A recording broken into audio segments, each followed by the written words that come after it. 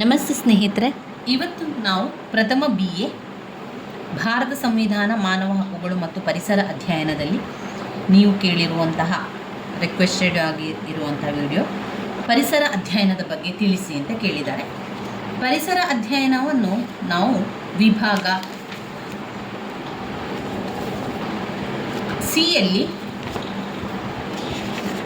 ನೋಡಿ, ವಿಭಾಗ ಸಿಯಲ್ಲಿ ಪರಿಸರ ಅಧ್ಯಯನದಿಂದ ಪ್ರಶ್ನೆಗಳು ಬರುವಂಥದ್ದು.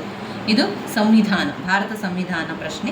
ವಿಭಾಗ ಎಯಲ್ಲಿ ಭಾರತ ಸಂವಿಧಾನದಿಂದ ಪ್ರಶ್ನೆಗಳನ್ನು ಕೇಳುವಂಥದ್ದು. ವಿಭಾಗ ಬಿಯಲ್ಲಿ ಮಾನವ ಹಕ್ಕುಗಳ ಬಗ್ಗೆ, ಹಾಗೆ ವಿಭಾಗ ಸಿಯಲ್ಲಿ ಪರಿಸರ ಅಧ್ಯಯನದ ಬಗ್ಗೆ ಪ್ರಶ್ನೆಗಳನ್ನು ಕೇಳುವಂಥದ್ದು. 3 ಪ್ರಶ್ನೆಗಳು ಪರಿಸರ ಅಧ್ಯಯನದಿಂದ ಬರ್ತದೆ. ಆ 3 ಪ್ರಶ್ನೆಗಳಲ್ಲಿ ನಾವು 2 ಪ್ರಶ್ನೆಗೆ ಉತ್ತರವನ್ನು ಬರೀಬೇಕು. 10 ಅಂಕದ ಪ್ರಶ್ನೆಯಾಗಿರುವಂಥದ್ದು. ಇಲ್ಲಿ ಬ್ಲಾಕ್ 4ರಲ್ಲಿ ಪರಿಸರ ಅಧ್ಯಯನದ ಭಾಗ ಇರುವಂಥದ್ದು. ಬ್ಲಾಕ್ 4 ತೆಗೀರಿ. ಪುಟ ಸಂಖ್ಯೆ ಇಲ್ಲಿದೆ ನೋಡಿ, 219ರಲ್ಲಿ ಪರಿಸರ ಅಧ್ಯಯನ ಇರುವಂಥದ್ದು. ಪರಿಸರ ಅಧ್ಯಯನದಲ್ಲಿ ನೀವು ಓದಲೇಬೇಕಾಗಿರುವಂತಹ ಪ್ರಶ್ನೆಗಳು: ಪರಿಸರ ಅಧ್ಯಯನದ ಅರ್ಥ, ವ್ಯಾಪ್ತಿ, ಪರಿಸರ ಅಧ್ಯಯನದ ಪ್ರಾಮುಖ್ಯತೆಯನ್ನು ಓದ್ಕೊಳ್ಬೇಕು, ಪರಿಸರದ ವ್ಯವಸ್ಥೆ ಮತ್ತು ಕಾರ್ಯಗಳನ್ನು ಓದ್ಕೊಳ್ಳಿಕ್ಕಿದೆ, ಜೈವಿಕ ಅಜೈವಿಕ ಅಂಶಗಳ ಬಗ್ಗೆ ಓದ್ಕೊಳ್ಬೇಕು, ಆಮೇಲೆ ಪರಿಸರ ಮಾಲಿನ್ಯ ನಿಯಂತ್ರಣ ಕ್ರಮಗಳನ್ನು, ಹಾಗೆಯೇ ಪರಿಸರ ಮಾಲಿನ್ಯದಲ್ಲಿ ಬರುವಂತಹ ವಾಯು ಮಾಲಿನ್ಯ, ಜಲ ಮಾಲಿನ್ಯ, ಭೂಮಿ ಮಾಲಿನ್ಯ, ಶಬ್ದ ಮಾಲಿನ್ಯದ ಬಗ್ಗೆ ತಿಳ್ಕೊಳ್ಬೇಕು. ಅದನ್ನು ಪ್ರತ್ಯೇಕವಾಗಿ ಅವರು ಶಬ್ದ ಮಾಲಿನ್ಯ ಎಂದರೇನು, ಶಬ್ದ ಮಾಲಿನ್ಯದ ಕಾರಣ ಮತ್ತು ಪರಿಹಾರಗಳನ್ನು ತಿಳಿಸಿ ಅಂತ ಕೇಳ್ತಾರೆ. ಆವಾಗ ನಾವು ಸಂಪೂರ್ಣವಾಗಿ ಆ ಪರಿಸರ ಮಾಲಿನ್ಯದ ಬಗ್ಗೆ, ಶಬ್ದ ಮಾಲಿನ್ಯದ ಬಗ್ಗೆ ಬರಿತಾ ಹೋಗಬೇಕು. ಕೇವಲ ಪರಿಸರ ಮಾಲಿನ್ಯ ಅಂದರೇನು, ಪರಿಸರ ಮಾಲಿನ್ಯ ನಿಯಂತ್ರಣದ ಕ್ರಮಗಳು ಕೇಳಿದರೆ ಆ ನಿಯಂತ್ರಣ ಕ್ರಮಗಳನ್ನು ಬರಿತಾ ಹೋಗಬೇಕಾಗ್ತದೆ. ಯಾವುದೆಲ್ಲ ಪ್ರಶ್ನೆಗಳು ಬಂದಿದೆ ಎನ್ನುವಂಥದ್ದನ್ನು ನಾವು ನೋಡ್ತಾ ಅದರ ವಿವರಣೆಯನ್ನು, ಹಾಗೆ ಅದರಲ್ಲಿ ಬಂದಿರುವಂತಹ ಪಾಯಿಂಟ್ಸ್ಗಳನ್ನು ಕೂಡ ನೋಡ್ತಾ ಹೋಗೋಣ. ಪರಿಸರ ಅಂದರೆ ಏನು? ಪರಿಸರ ಅಂದರೆ ನಮ್ಮ ಸುತ್ತಮುತ್ತಲೂ ಇರುವಂತಹ ಭೂಭಾಗ, ನಮ್ಮ ಸುತ್ತಮುತ್ತಲೂ ಇರುವಂತಹ ಜಾಗವನ್ನೇ ನಾವೇನು ಹೇಳ್ತೇವೆ ಪರಿಸರ ಅಂತ ಹೇಳುವಂಥದ್ದು. ಜೀವಿಗಳು ಬದುಕಲಿಕ್ಕೆ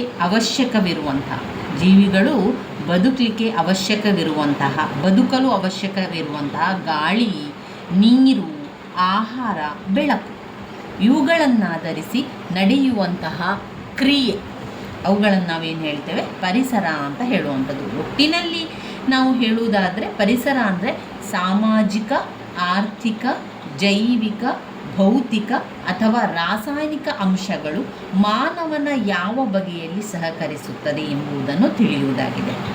ಪರಿಸರ ಅಂತ ಹೇಳಿದರೆ ಒಟ್ಟಿನಲ್ಲಿ ಪರಿಸರ ಎನ್ನುವಂಥದ್ದು ನಮ್ಮ ಸುತ್ತಮುತ್ತಲಿನ ಪ್ರದೇಶ ಎನ್ನುವಂತಹ ಅರ್ಥವನ್ನು ಕೊಡುವಂಥದ್ದು.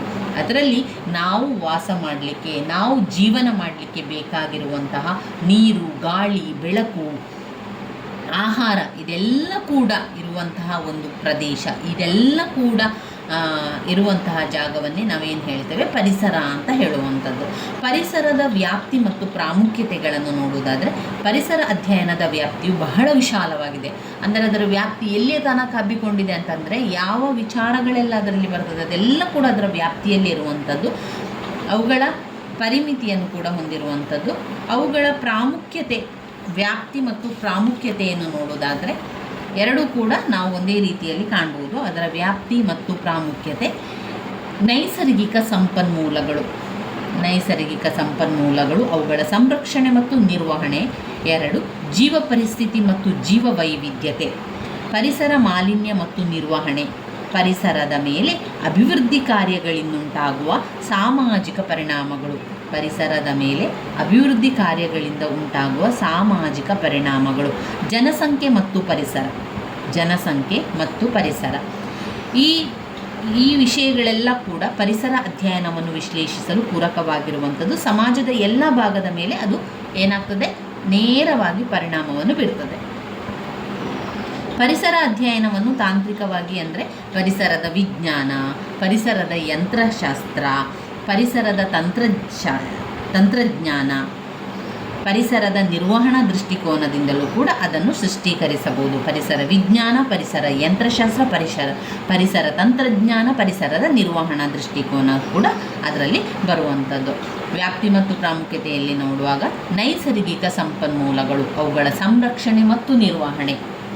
ನೈಸರ್ಗಿಕ ಸಂಪನ್ಮೂಲಗಳು, ಅವುಗಳ ಸಂರಕ್ಷಣೆ ಮತ್ತು ನಿರ್ವಹಣೆ. ನೈಸರ್ಗಿಕ ಸಂಪನ್ಮೂಲಗಳು, ಅವುಗಳ ಸಂರಕ್ಷಣೆ ಮತ್ತು ನಿರ್ವಹಣೆ.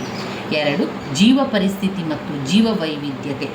ಜೀವ ಪರಿಸ್ಥಿತಿ ಮತ್ತು ಜೀವ ವೈವಿಧ್ಯತೆ. ಪರಿಸರ ಮಾಲಿನ್ಯ ಮತ್ತು ನಿರ್ವಹಣೆ. ಪರಿಸರ ಮಾಲಿನ್ಯ ಮತ್ತು ನಿರ್ವಹಣೆ. ಪರಿಸರದ ಮೇಲೆ ಅಭಿವೃದ್ಧಿ ಕಾರ್ಯಗಳಿಂದುಂಟಾಗುವ ಸಾಮಾಜಿಕ ಪರಿಣಾಮ. ಪರಿಸರದ ಮೇಲೆ ಅಭಿವೃದ್ಧಿ ಕಾರ್ಯಗಳಿಂದುಂಟಾಗುವ ಸಾಮಾಜಿಕ ಪರಿಣಾಮ. ಜನಸಂಖ್ಯೆ ಮತ್ತು ಪರಿಸರ. ಜನಸಂಖ್ಯೆ ಮತ್ತು ಪರಿಸರ. ಇವಿಷ್ಟು ವಿಚಾರಗಳು ಅದರಲ್ಲಿ ನಾವು ಓದಬೇಕಾಗಿರುವಂಥದ್ದು.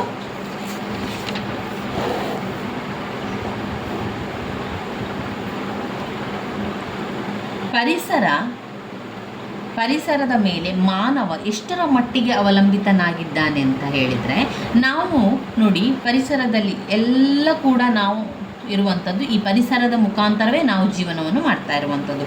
ಪರಿಸರದ ಸಂಪನ್ಮೂಲಗಳನ್ನು ಮಾನವನು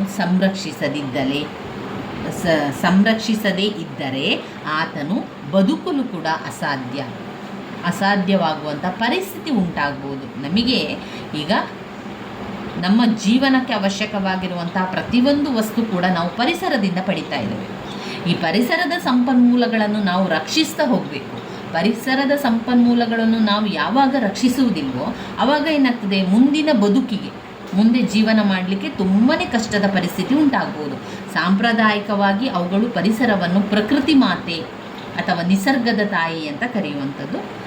ಈ ಪರಿಸರದಿಂದ ನಾವುಗಳು ಬದುಕುವ ರೀತಿಯನ್ನು ಕಲಿಯುವುದಲ್ಲದೆ ಹಲವು ಸಾಂಪ್ರದಾಯಿಕ ಪರಿಸರದ ನೈಸರ್ಗಿಕ ಸಂಪನ್ಮೂಲಗಳನ್ನು ಕಾಪಾಡಿಕೊಳ್ಳುವ ಬಗೆಯನ್ನು ಅರಿಯುವಂತೆ ಮಾಡಿ ಸಮಾಜಕ್ಕೆ ಅಪಾರ ಕೊಡುಗೆಯನ್ನು ಕೂಡ ನೀಡಿ. ಪರಿಸರದ ಘಟಕಗಳನ್ನು ತಿಳ್ಕೊಳ್ಳುವ. ಪರಿಸರದ ಘಟಕಗಳು. ಪರಿಸರವು ಪ್ರಮುಖವಾಗಿ 2 ಘಟಕಗಳನ್ನು ಹೊಂದಿದೆ. ಒಂದು ನೈಸರ್ಗಿಕ ಘಟಕ ಹಾಗೂ ಮಾನವ ನಿರ್ಮಿತ ಘಟಕ. ಪರಿಸರದಲ್ಲಿ 2 ರೀತಿಯಲ್ಲಿ ನಮಗೆ ಕಾಣ್ಬೋದು. ಒಂದು ನೈಸರ್ಗಿಕವಾಗಿ ಸಿಗುವಂಥದ್ದು, ಮತ್ತೊಂದು ಮಾನವ ನಿರ್ಮಿತವಾಗಿ ಸಿಗುವಂಥದ್ದು. ಅದರಲ್ಲಿ ಪರಿಸರ ಎನ್ನುವಂತ ಬಂದಾಗ ಆಂತರಿಕ ಪರಿಸರ ಮತ್ತು ಬಾಹ್ಯ ಪರಿಸರ ಅಂತ 2 ಪರಿಸರ ಇದೆ. ಆಂತರಿಕ ಪರಿಸರ ಅಂದರೆ ಪರಿಸರದ ಒಳಗಿನ ವಿಚಾರ, ಬಾಹ್ಯ ಪರಿಸರ ಅಂದರೆ ಹೊರಗಿನ ವಿಚಾರ. ಇಲ್ಲಿ ಬಾಹ್ಯ ಪರಿಸರದಲ್ಲಿ ಭೌತಿಕ ಪರಿಸರ ಮತ್ತು ಸಾಮಾಜಿಕ ಪರಿಸರ. ಭೌತಿಕ ಪರಿಸರ ಮತ್ತು ಸಾಮಾಜಿಕ ಪರಿಸರ. ಭೌತಿಕ ಪರಿಸರದಲ್ಲಿ ಕೃತಕ ಪರಿಸರ ಇದೆ, ನೈಸರ್ಗಿಕ ಸ್ವಾಭಾವಿಕ ಪರಿಸರ ಕೂಡ ಇದೆ. ಭೌತಿಕ ಪರಿಸರದಲ್ಲಿ ಕೃತಕ ಪರಿಸರ ಇದೆ, ಅದರ ಜೊತೆಗೆ ನೈಸರ್ಗಿಕ ಸ್ವಾಭಾವಿಕ ಪರಿಸರ ಕೂಡ ಇದೆ. ಇನ್ನು ಸಾಮಾಜಿಕ ಪರಿಸರದಲ್ಲಿ ನೋಡಿದರೆ ಅದರಲ್ಲಿ ಸಂಸ್ಕೃತಿ, ಆರ್ಥಿಕ, ಮಾನಸಿಕ ವಿಚಾರಗಳು, ಸಂಸ್ಕೃತಿ, ಆರ್ಥಿಕ, ಸಾಮಾಜಿಕ, ಮಾನಸಿಕ ವಿಷಯಗಳು ಒಳಗೊಂಡಿರುತ್ತದೆ. ಭೌತಿಕ ಅಥವಾ ನೈಸರ್ಗಿಕ ಘಟಕಗಳು ಪರಿಸರದಲ್ಲಿರುವಂತಹ ಎಲ್ಲ ನಿಸರ್ಗದತ್ತವಾದ ಗಾಳಿ, ನೀರು, ಬೆಳಕು, ತಾಪಮಾನ, ಮಳೆ,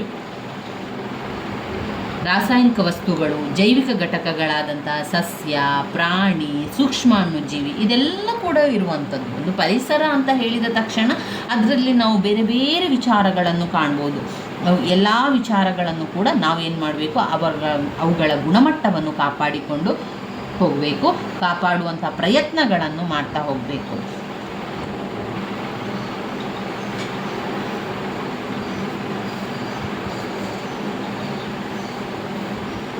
ಸಾಂಸ್ಕೃತಿಕ ಅಥವಾ ಮಾನವ ನಿರ್ಮಿತ ಘಟಕಗಳು ಅಂದರೆ ಮಾನವನು ನಿರ್ಮಿಸಿರುವಂತಹ ಕೆಲವೊಂದು ಘಟಕಗಳಾಗಿದೆ. ಸಾಂಸ್ಕೃತಿಕ ಅಥವಾ ಮಾನವ ನಿರ್ಮಿತ ಘಟಕಗಳಂತ ಹೇಳಿದರೆ ಮಾನವನು ಪರಿಸರದಲ್ಲಿ ಮಾನವನಿಂದ ನಿರ್ಮಿತವಾದ ಘಟಕ. ಉದಾಹರಣೆಗೆ ನಗರಗಳು, ಅದು ಮಾನವ ಮಾಡಿದ್ದು. ಕೈಗಾರಿಕೆ, ಅದು ಮಾನವ ಮಾಡಿದ್ದು. ಗಣಿಗೈಗಾರಿಕೆ ಪ್ರದೇಶ, ಅದು ಮಾನವ. ರಸ್ತೆ, ರೈಲು ಎಲ್ಲ ಕೂಡ ಮಾನವ ನಿರ್ಮಿತ ಮಾಡಿರುವಂಥದ್ದು. ಈ ರೀತಿಯ ವಿಷಯಗಳು ಇತ್ತೀಚಿನ ಅಂದರೆ 100 ವರ್ಷಗಳಿಂದ ಪೌಷ್ಟಿಕ ಆಹಾರ, ಆರೋಗ್ಯ ಕಾಪಾಡಿಕೊಳ್ಳುವ ಸಾಧನಗಳು ಹೆಚ್ಚಾಗಿರುವುದರಿಂದ ಮುಂದುವರಿಯುತ್ತಿರುವ ರಾಷ್ಟ್ರಗಳಲ್ಲಿ ಜನಸಂಖ್ಯೆಯೂ ಕೂಡ ಬೆಳೆಯುತ್ತದೆ. ಹೀಗೆ ಇತ್ತೀಚಿನ ದಿನಗಳಲ್ಲಿ ಹೆಚ್ಚುತ್ತಿರುವ ಜನಸಂಖ್ಯೆಯ ಅವಶ್ಯಕತೆಯನ್ನು ನೀಗಿಸಲು ಭೂ ಸಂಪನ್ಮೂಲ ಹೆಚ್ಚಾಗಿ ಬಳಸಿಕೊಳ್ಳುತ್ತಿದ್ದೇವೆ. ಮಾನವ ನಿರ್ಮಿತ ಪರಿಸರ ಅಂದರೆ ಏನು? ಮಾನವ ನಿರ್ಮಿತ ಪರಿಸರ ಅಂತ ಹೇಳಿದರೆ ನಮ್ಮ ಸುತ್ತಮುತ್ತಲಿನ ಅಂದರೆ ನಮ್ಮನ್ನು ಸುತ್ತುವರಿದ ಜೈವಿಕ ಹಾಗೂ ಅಜೈವಿಕ ವಸ್ತುಗಳನ್ನೇ ನಾವು ಮಾನವ ನಿರ್ಮಿತ ಪರಿಸರ ಅಂತ ಕರಿಬೋದು. ಪರಿಸರವು ಮಾನವನಿಗೆ ಆಹಾರ, ಔಷಧಿ, ದಿನಬಳಕೆಯ ವಸ್ತುಗಳನ್ನು ಒದಗಿಸುವುದರ ಮೂಲಕ ಸಹಕರಿಸುತ್ತಿದೆ. ಹಾಗಾಗಿ ಮನುಷ್ಯನು ಕೂಡ ಪರಿಸರದ ಒಂದು ಭಾಗವಾಗಿ ಹೋಗಿದ್ದಾನೆ. ಪರಿಸರವು ಹೊಸ ಹೊಸ ಆಹಾರ ಹಾಗೂ ಶಕ್ತಿ ನೀಡುವಂತಹ ಪದಾರ್ಥಗಳನ್ನು ತಯಾರಿಸುವ ಜ್ಞಾನವನ್ನು ನೀಡುತ್ತಿದೆ. ಇದನ್ನು ಪಡೆದುಕೊಂಡ ಮಾನವನು ಪರಿಸರದ ಸಂಪನ್ಮೂಲಗಳನ್ನು ಹೇರಳವಾಗಿ ಬಳಸಿಕೊಳ್ಳುವುದರೊಂದಿಗೆ ಪರಿಸರ ನಾಶಕ್ಕೆ ಕಾರಣನಾಗುತ್ತಿದ್ದಾನೆ.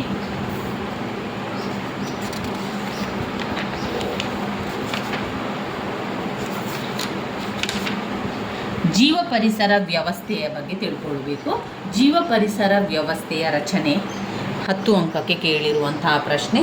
ಜೀವ ಪರಿಸರ ವ್ಯವಸ್ಥೆಯ ರಚನೆ. ಜೀವ ಪರಿಸರ ವ್ಯವಸ್ಥೆಯ ರಚನೆಯಲ್ಲಿ ಮುಖ್ಯವಾಗಿ 2 ಘಟಕಗಳನ್ನು ಕಾಣ್ಬೋದು. ಒಂದು ಅಜೈವಿಕ ಘಟಕ, ಮತ್ತೊಂದು ಜೈವಿಕ ಘಟಕ.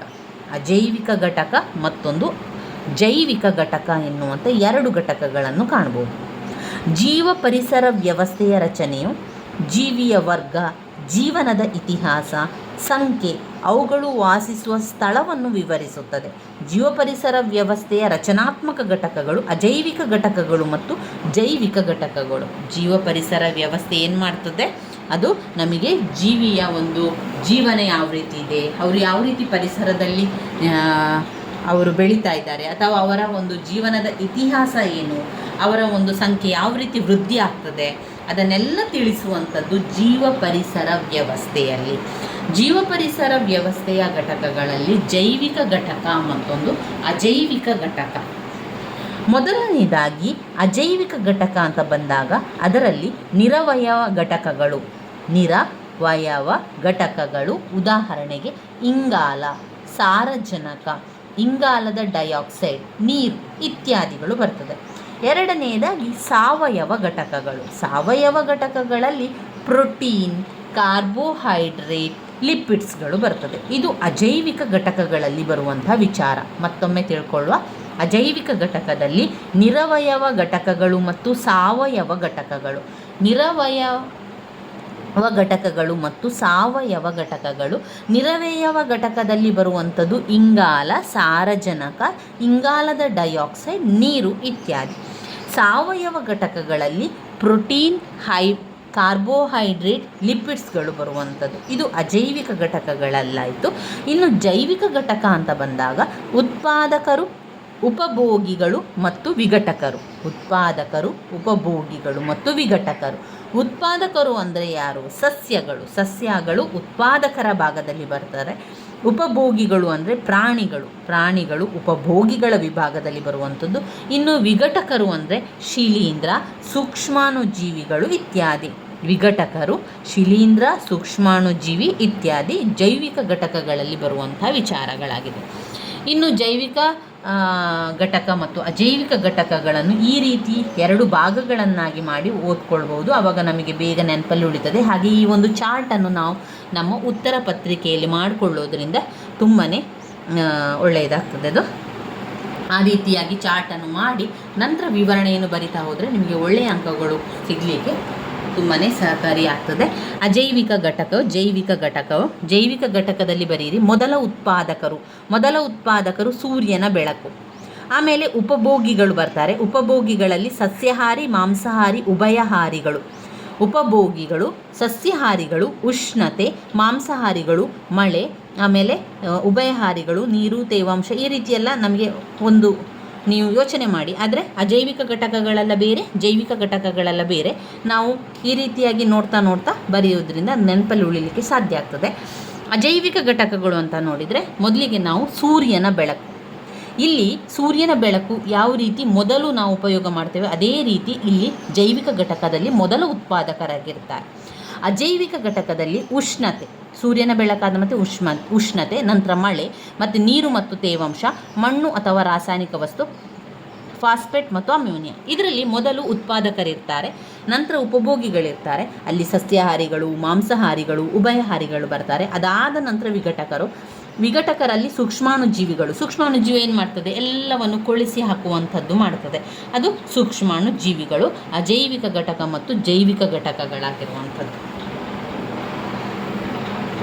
ಜೀವ ಪರಿಸರ ವ್ಯವಸ್ಥೆಯ ಕಾರ್ಯಗಳ ಬಗ್ಗೆ ತಿಳ್ಕೊಳ್ಬೇಕು. ಜೀವ ಪರಿಸರ ವ್ಯವಸ್ಥೆಯ ಕಾರ್ಯಗಳಲ್ಲಿ ಯಾವ ರೀತಿ ಕಾರ್ಯಗಳೆಲ್ಲ ನಡೀತಾ ಹೋಗ್ತದೆ ಎನ್ನುವಂಥದ್ದು.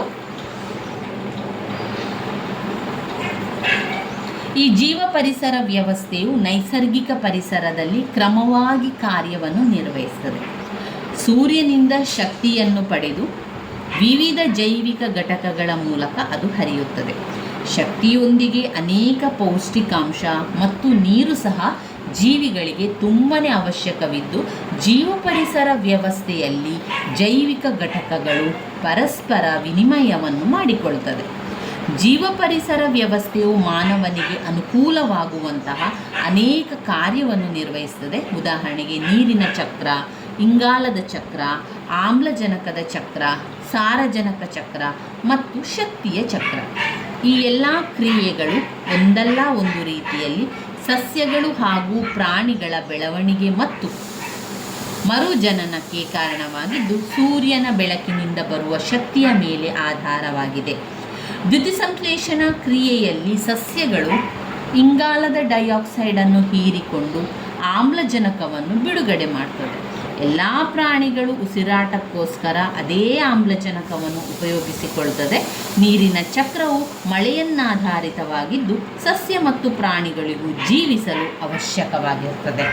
ಜೀವ ಪರಿಸರ ವ್ಯವಸ್ಥೆಯಲ್ಲಿ ಅವುಗಳ ಕಾರ್ಯಗಳನ್ನು ನೋಡುವುದಾದರೆ,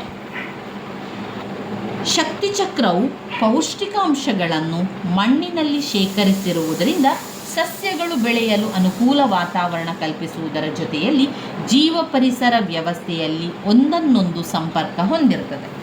ಜೀವ ಪರಿಸರ ವ್ಯವಸ್ಥೆಯ ಪ್ರಮುಖ ಕಾರಣ ಅಂತ ಹೇಳಿದರೆ, ಒಂದು ಆಹಾರ ಸರಪಳಿ, ಆಹಾರ ಜಾಲ ಮತ್ತು ಜೀವ ಪರಿಸ್ಥಿತಿ ಪಿರಮಿಡ್ಗಳು.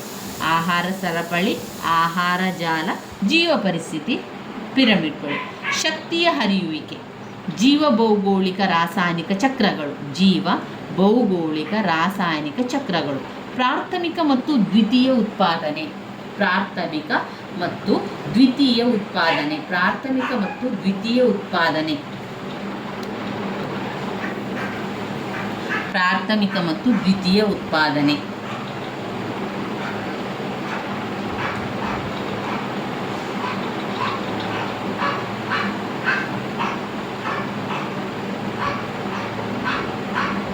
ಆಹಾರ ಸರಪಳಿ, ಆಹಾರ ಜಾಲ ಮತ್ತು ಜೀವ ಪರಿಸ್ಥಿತಿಯ ಪಿರಮಿಡ್ಗಳ ಬಗ್ಗೆ ತಿಳ್ಕೊಳ್ಳೋಣ. ಆಹಾರ ಸರಪಳಿ ಅಂತ ಹೇಳಿದ ತಕ್ಷಣ ಅದರಲ್ಲಿ ಸಸ್ಯಾಹಾರಿ, ಮಾಂಸಾಹಾರಿ, ವಿಘಟಕರು ಕೂಡ ಇರ್ತಾರೆ. ಜೀವ ಪರಿಸರ ವ್ಯವಸ್ಥೆಯಲ್ಲಿ ಆಹಾರ ಶಕ್ತಿಯು ಉತ್ಪಾದಕರಿಂದ ಒಂದು ಸರಣಿಯಲ್ಲಿರುವ ವಿವಿಧ ಜೀವಿಗಳ ಮುಖಾಂತರ ತಿನ್ನುವ ಕ್ರಿಯೆಗೆ ಒಳಗಾಗುವುದನ್ನು ಆಹಾರ ಸರಪಳಿ ಅಂತ ಹೇಳುವಂಥದ್ದು. ಈ ಕ್ರಿಯೆಯಲ್ಲಿ ಶಕ್ತಿಯ ಹರಿವು ಒಂದು ಜೀವಿಯಿಂದ ಮತ್ತೊಂದು ಜೀವಿಗೆ ಯಾವ ರೀತಿಯಲ್ಲಿ ವರ್ಗಾಯಿಸಲ್ಪಡುತ್ತದೆ ಎಂಬುದನ್ನು ನೋಡಬಹುದು. ಒಟ್ಟು 3 ಪ್ರಕಾರದ ಆಹಾರ ಸರಪಳಿಯನ್ನು ಒಟ್ಟು 3 ಪ್ರಕಾರವಾಗಿ ವಿಂಗಡಿಸಬಹುದು. 1. ಆಹಾರ ಮೇಯುವ ಸರಪಳಿ. 2.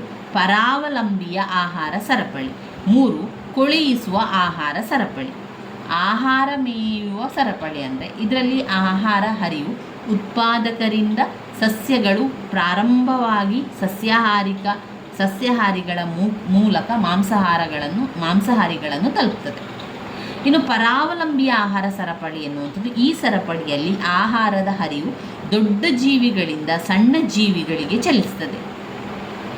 ಕೊಳೆಯಿಸುವ ಆಹಾರ ಸರಪಳಿ, ಕೊಳೆಯುವಿಕೆಯ ಆಹಾರ ಸರಪಳಿ ಸತ್ತ ಪ್ರಾಣಿ ಮತ್ತು ಸಸ್ಯಗಳಿಂದ ಪ್ರಾರಂಭವಾಗುತ್ತದೆ. ನಂತರ ಸೂಕ್ಷ್ಮಾಣು ಜೀವಿಗಳು ಇದನ್ನು ವಿಘಟಿಸುತ್ತದೆ.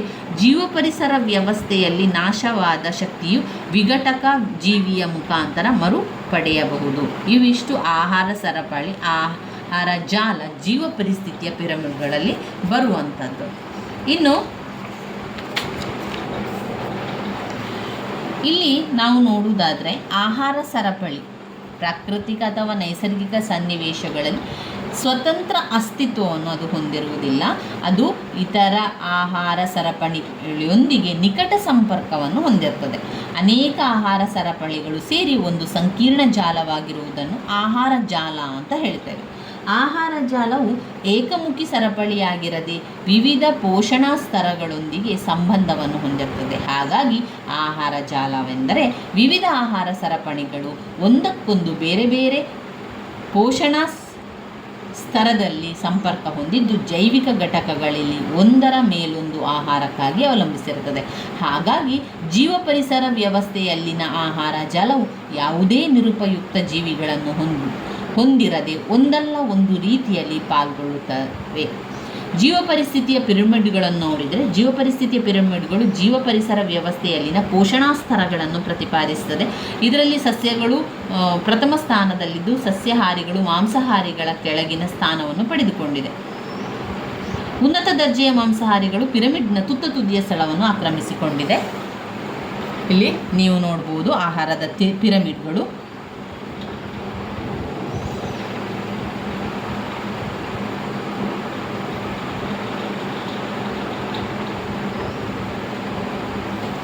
ಇನ್ನು ಬರುವಂಥದ್ದು ಶಕ್ತಿಯ ಅರಿವು.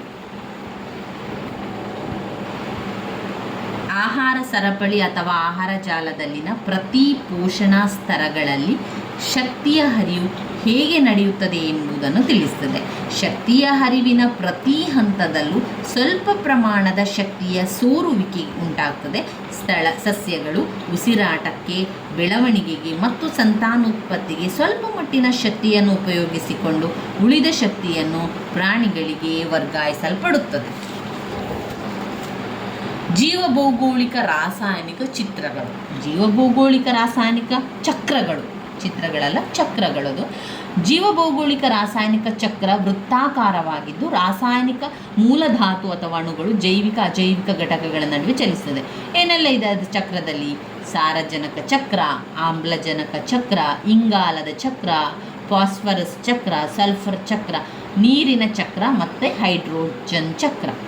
ಸಾರಜನಕ ಚಕ್ರ, ಆಮ್ಲಜನಕ ಚಕ್ರ, ಇಂಗಾಲದ ಚಕ್ರ, ಫಾಸ್ಫರಸ್ ಚಕ್ರ, ಸಲ್ಫರ್ ಚಕ್ರ, ನೀರಿನ ಚಕ್ರ, ಹೈಡ್ರೋಜನ್ ಚಕ್ರ.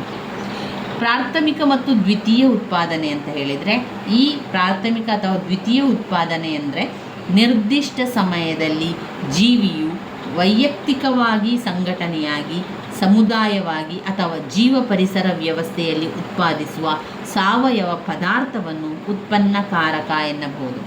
ಪ್ರಾಥಮಿಕ ಉತ್ಪಾದನೆ ಎಂದರೆ ಸಸ್ಯದ ಪತ್ರಹರಿತ್ತಿನ ಮೂಲಕ ಯಾವುದೇ ತರಹದ ಶಕ್ತಿ ಹೊಮ್ಮುವುದನ್ನು ಪ್ರಾಥಮಿಕ ಉತ್ಪಾದನೆ ಅಂತ ಹೇಳ್ತೇವೆ. ಸಸ್ಯಗಳು ದ್ಯುತಿಸಂಶ್ಲೇಷಣಾ ಕ್ರಿಯೆಯ ಮೂಲಕ ಸೌರಶಕ್ತಿಯನ್ನು ಬಳಸಿಕೊಂಡು ರಾಸಾಯನಿಕ ತಯಾರಿಸುವುದನ್ನು ಪ್ರಾಥಮಿಕ ಉತ್ಪಾದನೆ ಅಂತ ಹೇಳುವಂಥದ್ದು. ದ್ವಿತೀಯ ಉತ್ಪಾದನೆ ಎಂದರೆ ನಿರ್ದಿಷ್ಟ ಸಮಯದಲ್ಲಿ ಒಟ್ಟು ಪ್ರಮಾಣದಲ್ಲಿ ತಯಾರಾದ ಶಕ್ತಿಯು ಸೋಮ್ಯಾಟಿಕ್ ಮತ್ತು ಪ್ರಜನನ ಕೋಶಗಳಿಗೆ ವರ್ಗಾಯಿಸಲ್ಪಟ್ಟು ಮತ್ತು ಶೇಖರಣೆಯಾಗುವ ಕ್ರಿಯೆಗೆ ದ್ವಿತೀಯ ಉತ್ಪಾದನೆ ಅಂತ ಹೇಳುವಂಥದ್ದು. ಇವಿಷ್ಟು ನಾವು ಜೀವ ಪರಿಸರ ವ್ಯವಸ್ಥೆಯ ರಚನೆಯಲ್ಲಿ ಬರಿಬೇಕಾಗಿರುವಂಥದ್ದು. ಮುಖ್ಯವಾಗಿ ನೀವು ಇದರಲ್ಲಿ ಆರಂಭಿಸಬೇಕಾಗಿರುವಂಥದ್ದು ಅಜೈವಿಕ ಘಟಕಗಳು ಮತ್ತು ಜೈವಿಕ ಘಟಕಗಳು ಎನ್ನುವಂಥ ವಿಚಾರವಾಗಿದೆ.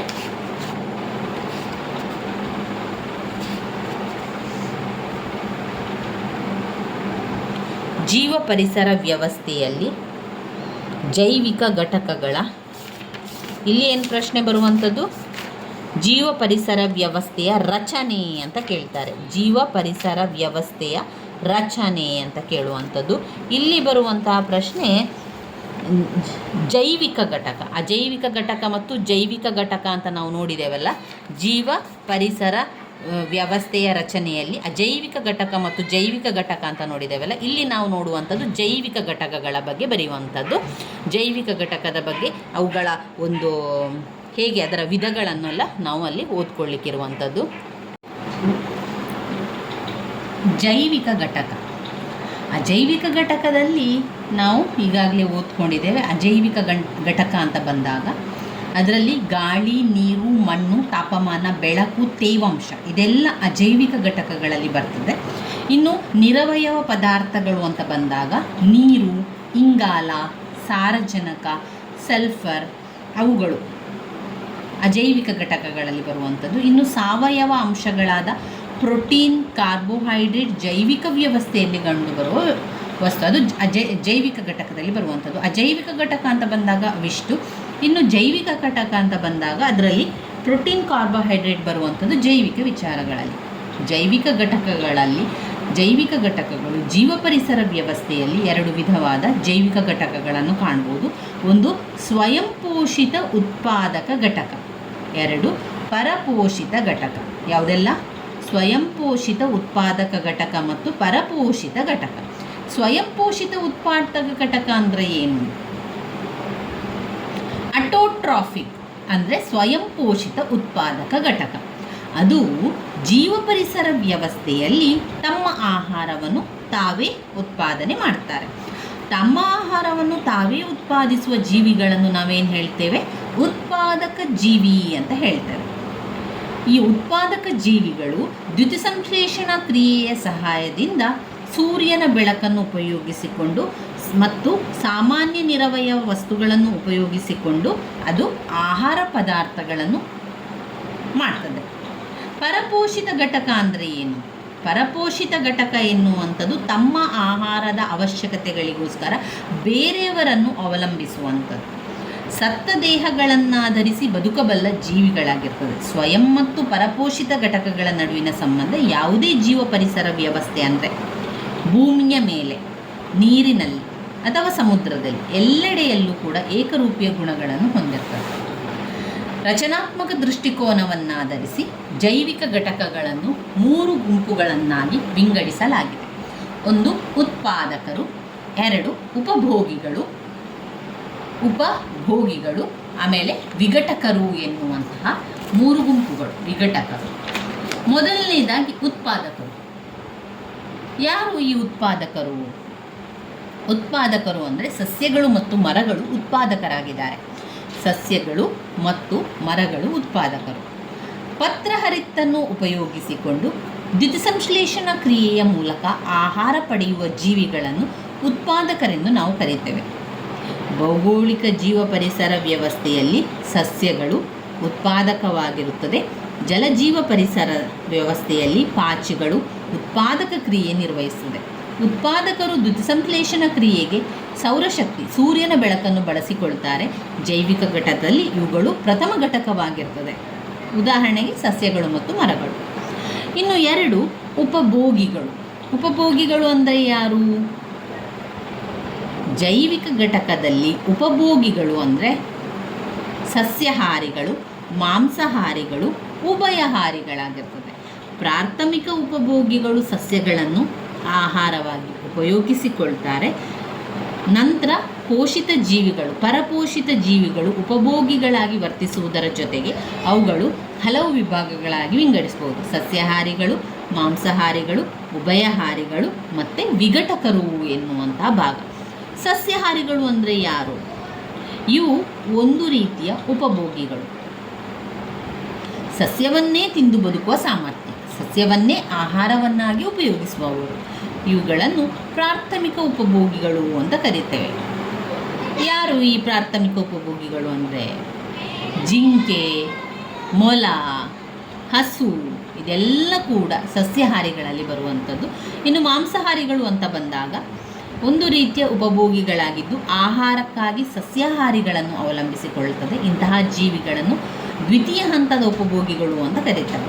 ದ್ವಿತೀಯ ಹಂತದ ಉಪಭೋಗಿಗಳನ್ನು ಅಥವಾ ಮಾಂಸಾಹಾರಿಗಳನ್ನು ತಿಂದು ಜೀವಿಸುವ ಉಪಭೋಗಿಗಳನ್ನು ತೃತೀಯ ಅಥವಾ ಉನ್ನತ ದರ್ಜೆಯ ಉಪಭೋಗಿಗಳೆಂದು ಕರೆಯುವಂಥದ್ದು. ಕಪ್ಪೆ, ಹಾವು, ಹುಲಿ, ಸಿಂಹ ಉದಾಹರಣೆಯಾಗಿರುವಂಥದ್ದು. ಇನ್ನು ಉಭಯಹಾರಿಗಳು ಅಂದರೆ ಯಾರು?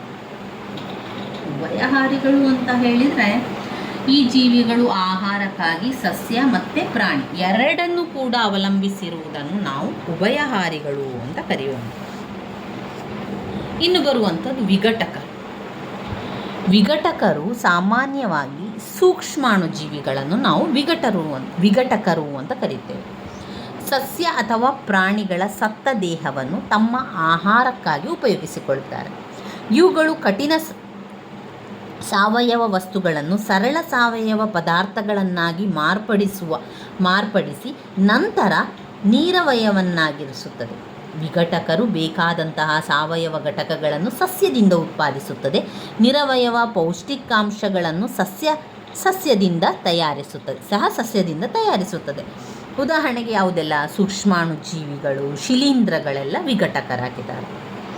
ಇವಿಷ್ಟು ಅದರಲ್ಲಿ ಬರುವಂತಹ ವಿಚಾರಗಳು. ಇನ್ನು ನಾವು ಘಟಕ 22 ನೈಸರ್ಗಿಕ ಜೈವಿಕ ಸಂಪನ್ಮೂಲಗಳು, ಸಸ್ಯಗಳು, ಪ್ರಾಣಿಗಳು, ಸೂಕ್ಷ್ಮಾಣು ಜೀವಿಗಳು. ಮೊದಲಿಗೆ ನೈಸರ್ಗಿಕ ಸಂಪನ್ಮೂಲಗಳ ಬಗ್ಗೆ ತಿಳ್ಕೊಳ್ಳುವ.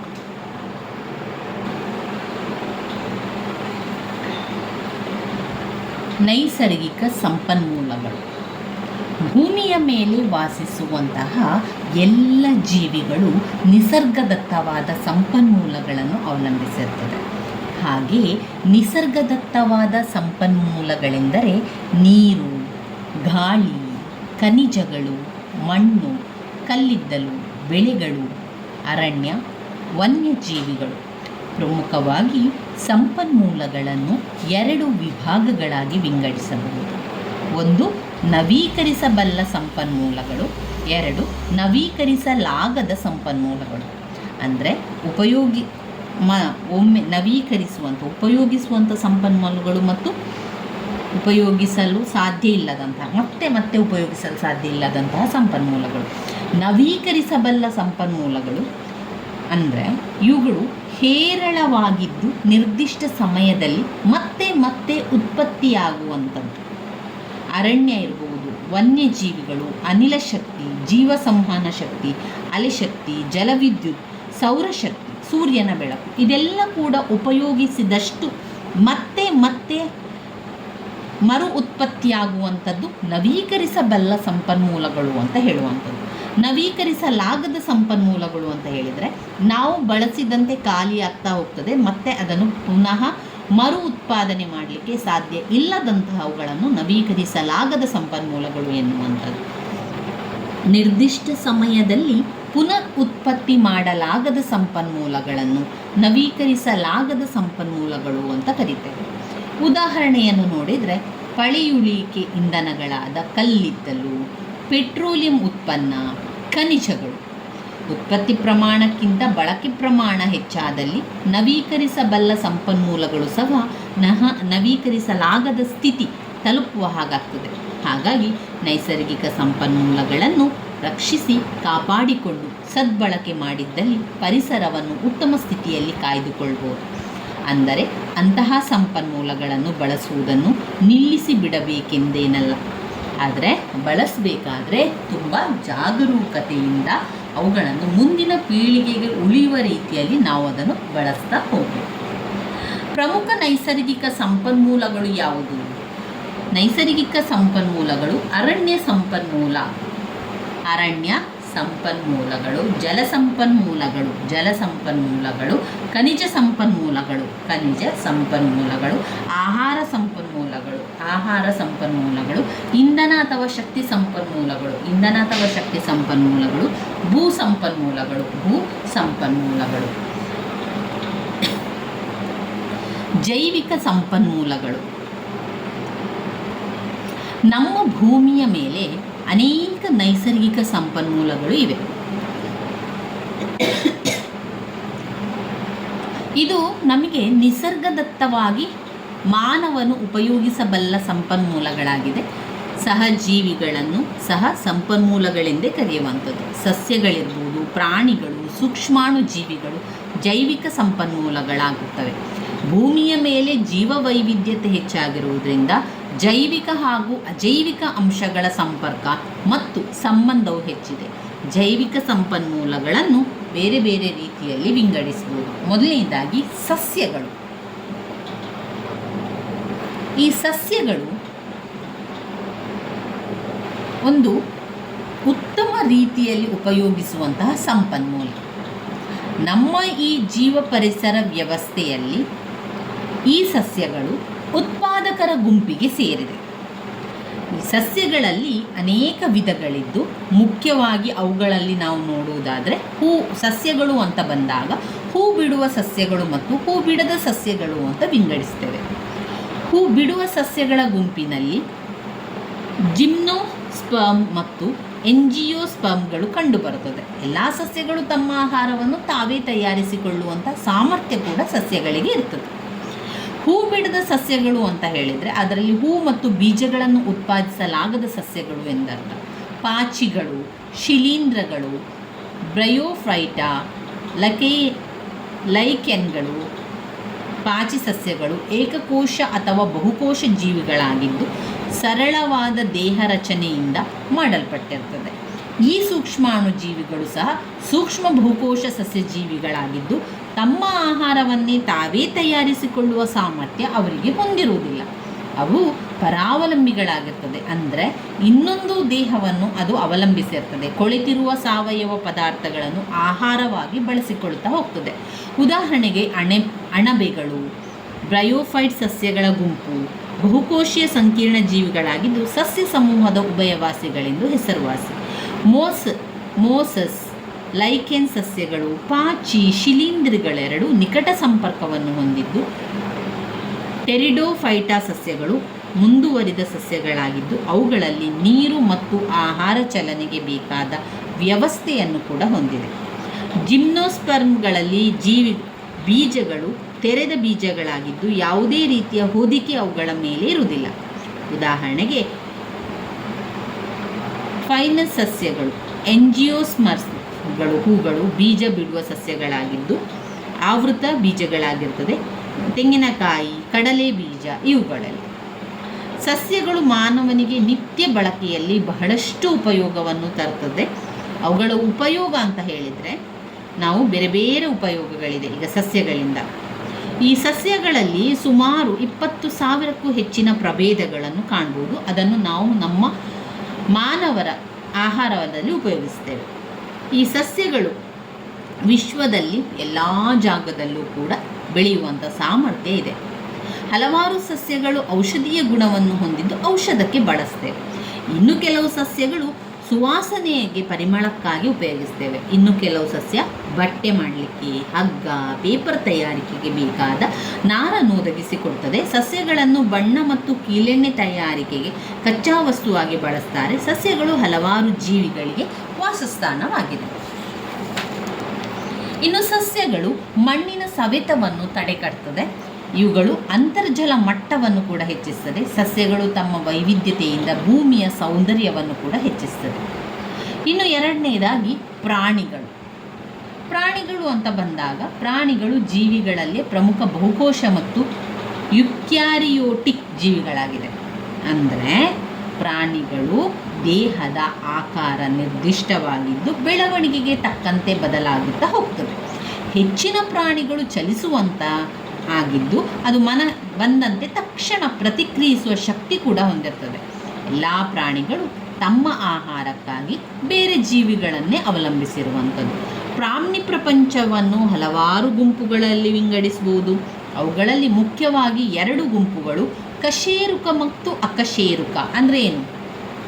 ಕಶೇರುಕ ಅಂದರೆ ಬೆನ್ನೆಲುಬು ಇರುವಂತಹ ಪ್ರಾಣಿಗಳು. ನಾವು ಕೂಡ ಬೆನ್ನೆಲುಬು ಇರುವಂತಹ ಪ್ರಾಣಿಗಳಾಗಿರುವಂಥದ್ದು. ಅಕಶೇರುಕ ಅಂದರೆ ಬೆನ್ನೆಲುಬುಗಳು ಇಲ್ಲದ ಪ್ರಾಣಿಗಳು. ನಮ್ಮ ಮನಸ್ಸಿಗೆ ಬರುವಂತಹ ಬೆಕ್ಕು, ನಾಯಿ, ಇಲಿ, ಹುಲಿ, ಒಟ್ಟಾರೆ ಪ್ರಾಣಿಗಳಲ್ಲಿ 8 ಲಕ್ಷ ಪ್ರಕಾರಗಳಲ್ಲಿ ಗುರುತಿಸುವುದು. ಹೆಚ್ಚಿನವು ಕೂಡ ಕಶೇರುಕಗಳು. ಜೀವಿಗಳನ್ನು ವೈಜ್ಞಾನಿಕವಾಗಿ ವಿಂಗಡಿಸುವುದನ್ನು ವರ್ಗೀಕರಣ ವಿಜ್ಞಾನ ಎನ್ನುತ್ತೇವೆ. ಜೀವಿಗಳನ್ನು ಗುರುತಿಸಲು ಪ್ರತಿ ಪ್ರಾಣಿಗಳನ್ನು ಈ ರೀತಿಯಾಗಿ ವರ್ಗೀಕರಿಸಬಹುದು: ಪ್ರಾಣಿ ರಾಜ್ಯ, ಫೈಲಂ, ವರ್ಗ, ಆರ್ಡರ್, ಕುಟುಂಬ, ಜೀನಸ್, ಪ್ರಭೇದಗಳು. ಬಹುಮುಖ್ಯವಾದ ಹಾಗೂ ಸಾಮಾನ್ಯವಾಗಿ ಅಧ್ಯಯನ ಮಾಡುವ ಫೈಲಾಗಳು ಈ ಕೆಳಗಿನಂತಿದೆ.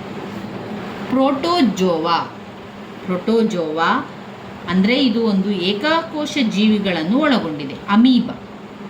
ಫೋರಿಫೆರಾ ಇದು ಬಹುಕೋಶ ಜೀವಿಗಳನ್ನು ಒಳಗೊಂಡಿದೆ. ಸ್ಪಾಂಜಿಸ್. ನಿಡೇರಿಯಾ ಅಥವಾ ಸಿಲೆನ್ ಟರೇಟಾ ಈ ಪ್ರಾಣಿಗಳು ತಮ್ಮ ದೇಹದ ಒಳಗೆ ಸಿಲೋಮ್ ಅನ್ನು ಹೊಂದಿರುತ್ತದೆ. ಜೆಲ್ಲಿ ಫಿಶ್ಗಳು. ಇದೆಲ್ಲ ಕೂಡ ನೀವು ಸ್ವಲ್ಪ ನೋಡ್ಕೊಳ್ಳಿ, ಯಾಕಂದರೆ ಇದರ ಈ ಒಂದು ಹೆಸರುಗಳೆಲ್ಲ ನಮಗೆ ತುಂಬ ಸಲ ಓದಿದರೆ ಮಾತ್ರ ನೆನಪಲ್ಲಿರ್ಬೋದಷ್ಟೇ. ಕೆಲವೊಂದಿಷ್ಟನ್ನು ನಿಮಗೆ ಸುಲಭ ಅಂತ ಅನಿಸುವ ಒಂದೆರಡನ್ನು ನೋಡ್ಕೊಳ್ಳಿ ಅಷ್ಟೇ. ನಾನು ಹೇಳ್ತಾ ಹೋಗ್ತೇನೆ, ಅವರು ಕೊಟ್ಟಿರುವಂಥದ್ದನ್ನು ನಿಮಗೆ ನಾನು ಹೇಳ್ತಾ ಹೋಗ್ತೇನೆ ಅಷ್ಟೇ. ಇದನ್ನೆಲ್ಲ ನೀವು ಬಾಯ್ಪಾಠ ಮಾಡಬೇಕು ಅಂತ ಇಲ್ಲ, ಯಾವುದಾದ್ರೂ ಒಂದನ್ನು ತಗೊಂಡು ಓದ್ಕೊಳ್ಳಿ. ಫ್ಲ್ಯಾಟಿಹೆಲ್ ಮಿಂಟಿಸ್ ಈ ಗುಂಪಿಗೆ ಸೇರಿದ ಪ್ರಾಣಿಗಳು ಚಪ್ಪಟೆಯಾಗಿ ಹುಳುವಿನ ರೀತಿಯಲ್ಲಿರ್ತದೆ. Tape worm. ಆಸ್ಕೆಲೈನ್ ಮಿಂಟಿಸ್ ಈ ಗುಂಪಿಗೆ ಬರುವ ಪ್ರಾಣಿಗಳ ದೇಹವು ದುಂಡಾಗಿದ್ದು ಹುಳುವಿನ ಮಾದರಿಯಲ್ಲಿರ್ತದೆ. Round worm. ಇನ್ನು ಮೊಸಲ್ಕ, ಅನಿಲಿಡ, ಎಕೈನೋಡರ್ಮೆಟಾ, ಆರ್ಥ್ರೋಪೋಡಾ, ಕಾರ್ಡಟಾ ಇವುಗಳೆಲ್ಲ ಕೂಡ ನಾವು ಬಹುಮುಖ್ಯವಾಗಿ ಅಧ್ಯಯನ ಮಾಡುವಂಥ ಫೈಲಾಗಳು ಅಂತ ಹೇಳಲಾಗುವಂಥದ್ದು. ಮೊಲಸ್ಕ, ಇದರಲ್ಲಿ ಪ್ರಾಣಿಗಳ ದೇಹವು ಮೃದುವಾಗಿದ್ದು ಗಟ್ಟಿಯಾದ ಹೊರಕವಚವನ್ನು ಹೊಂದಿದೆ. ಬಸವನ ಹುಳ. ಅನಿಲಿಡ, ಇವುಗಳು ದೇಹವು ಹಲವಾರು ಸಂಧ್ಯಂತರಗಳನ್ನು ಹೊಂದಿರುತ್ತದೆ. ಎರೆಹುಳ.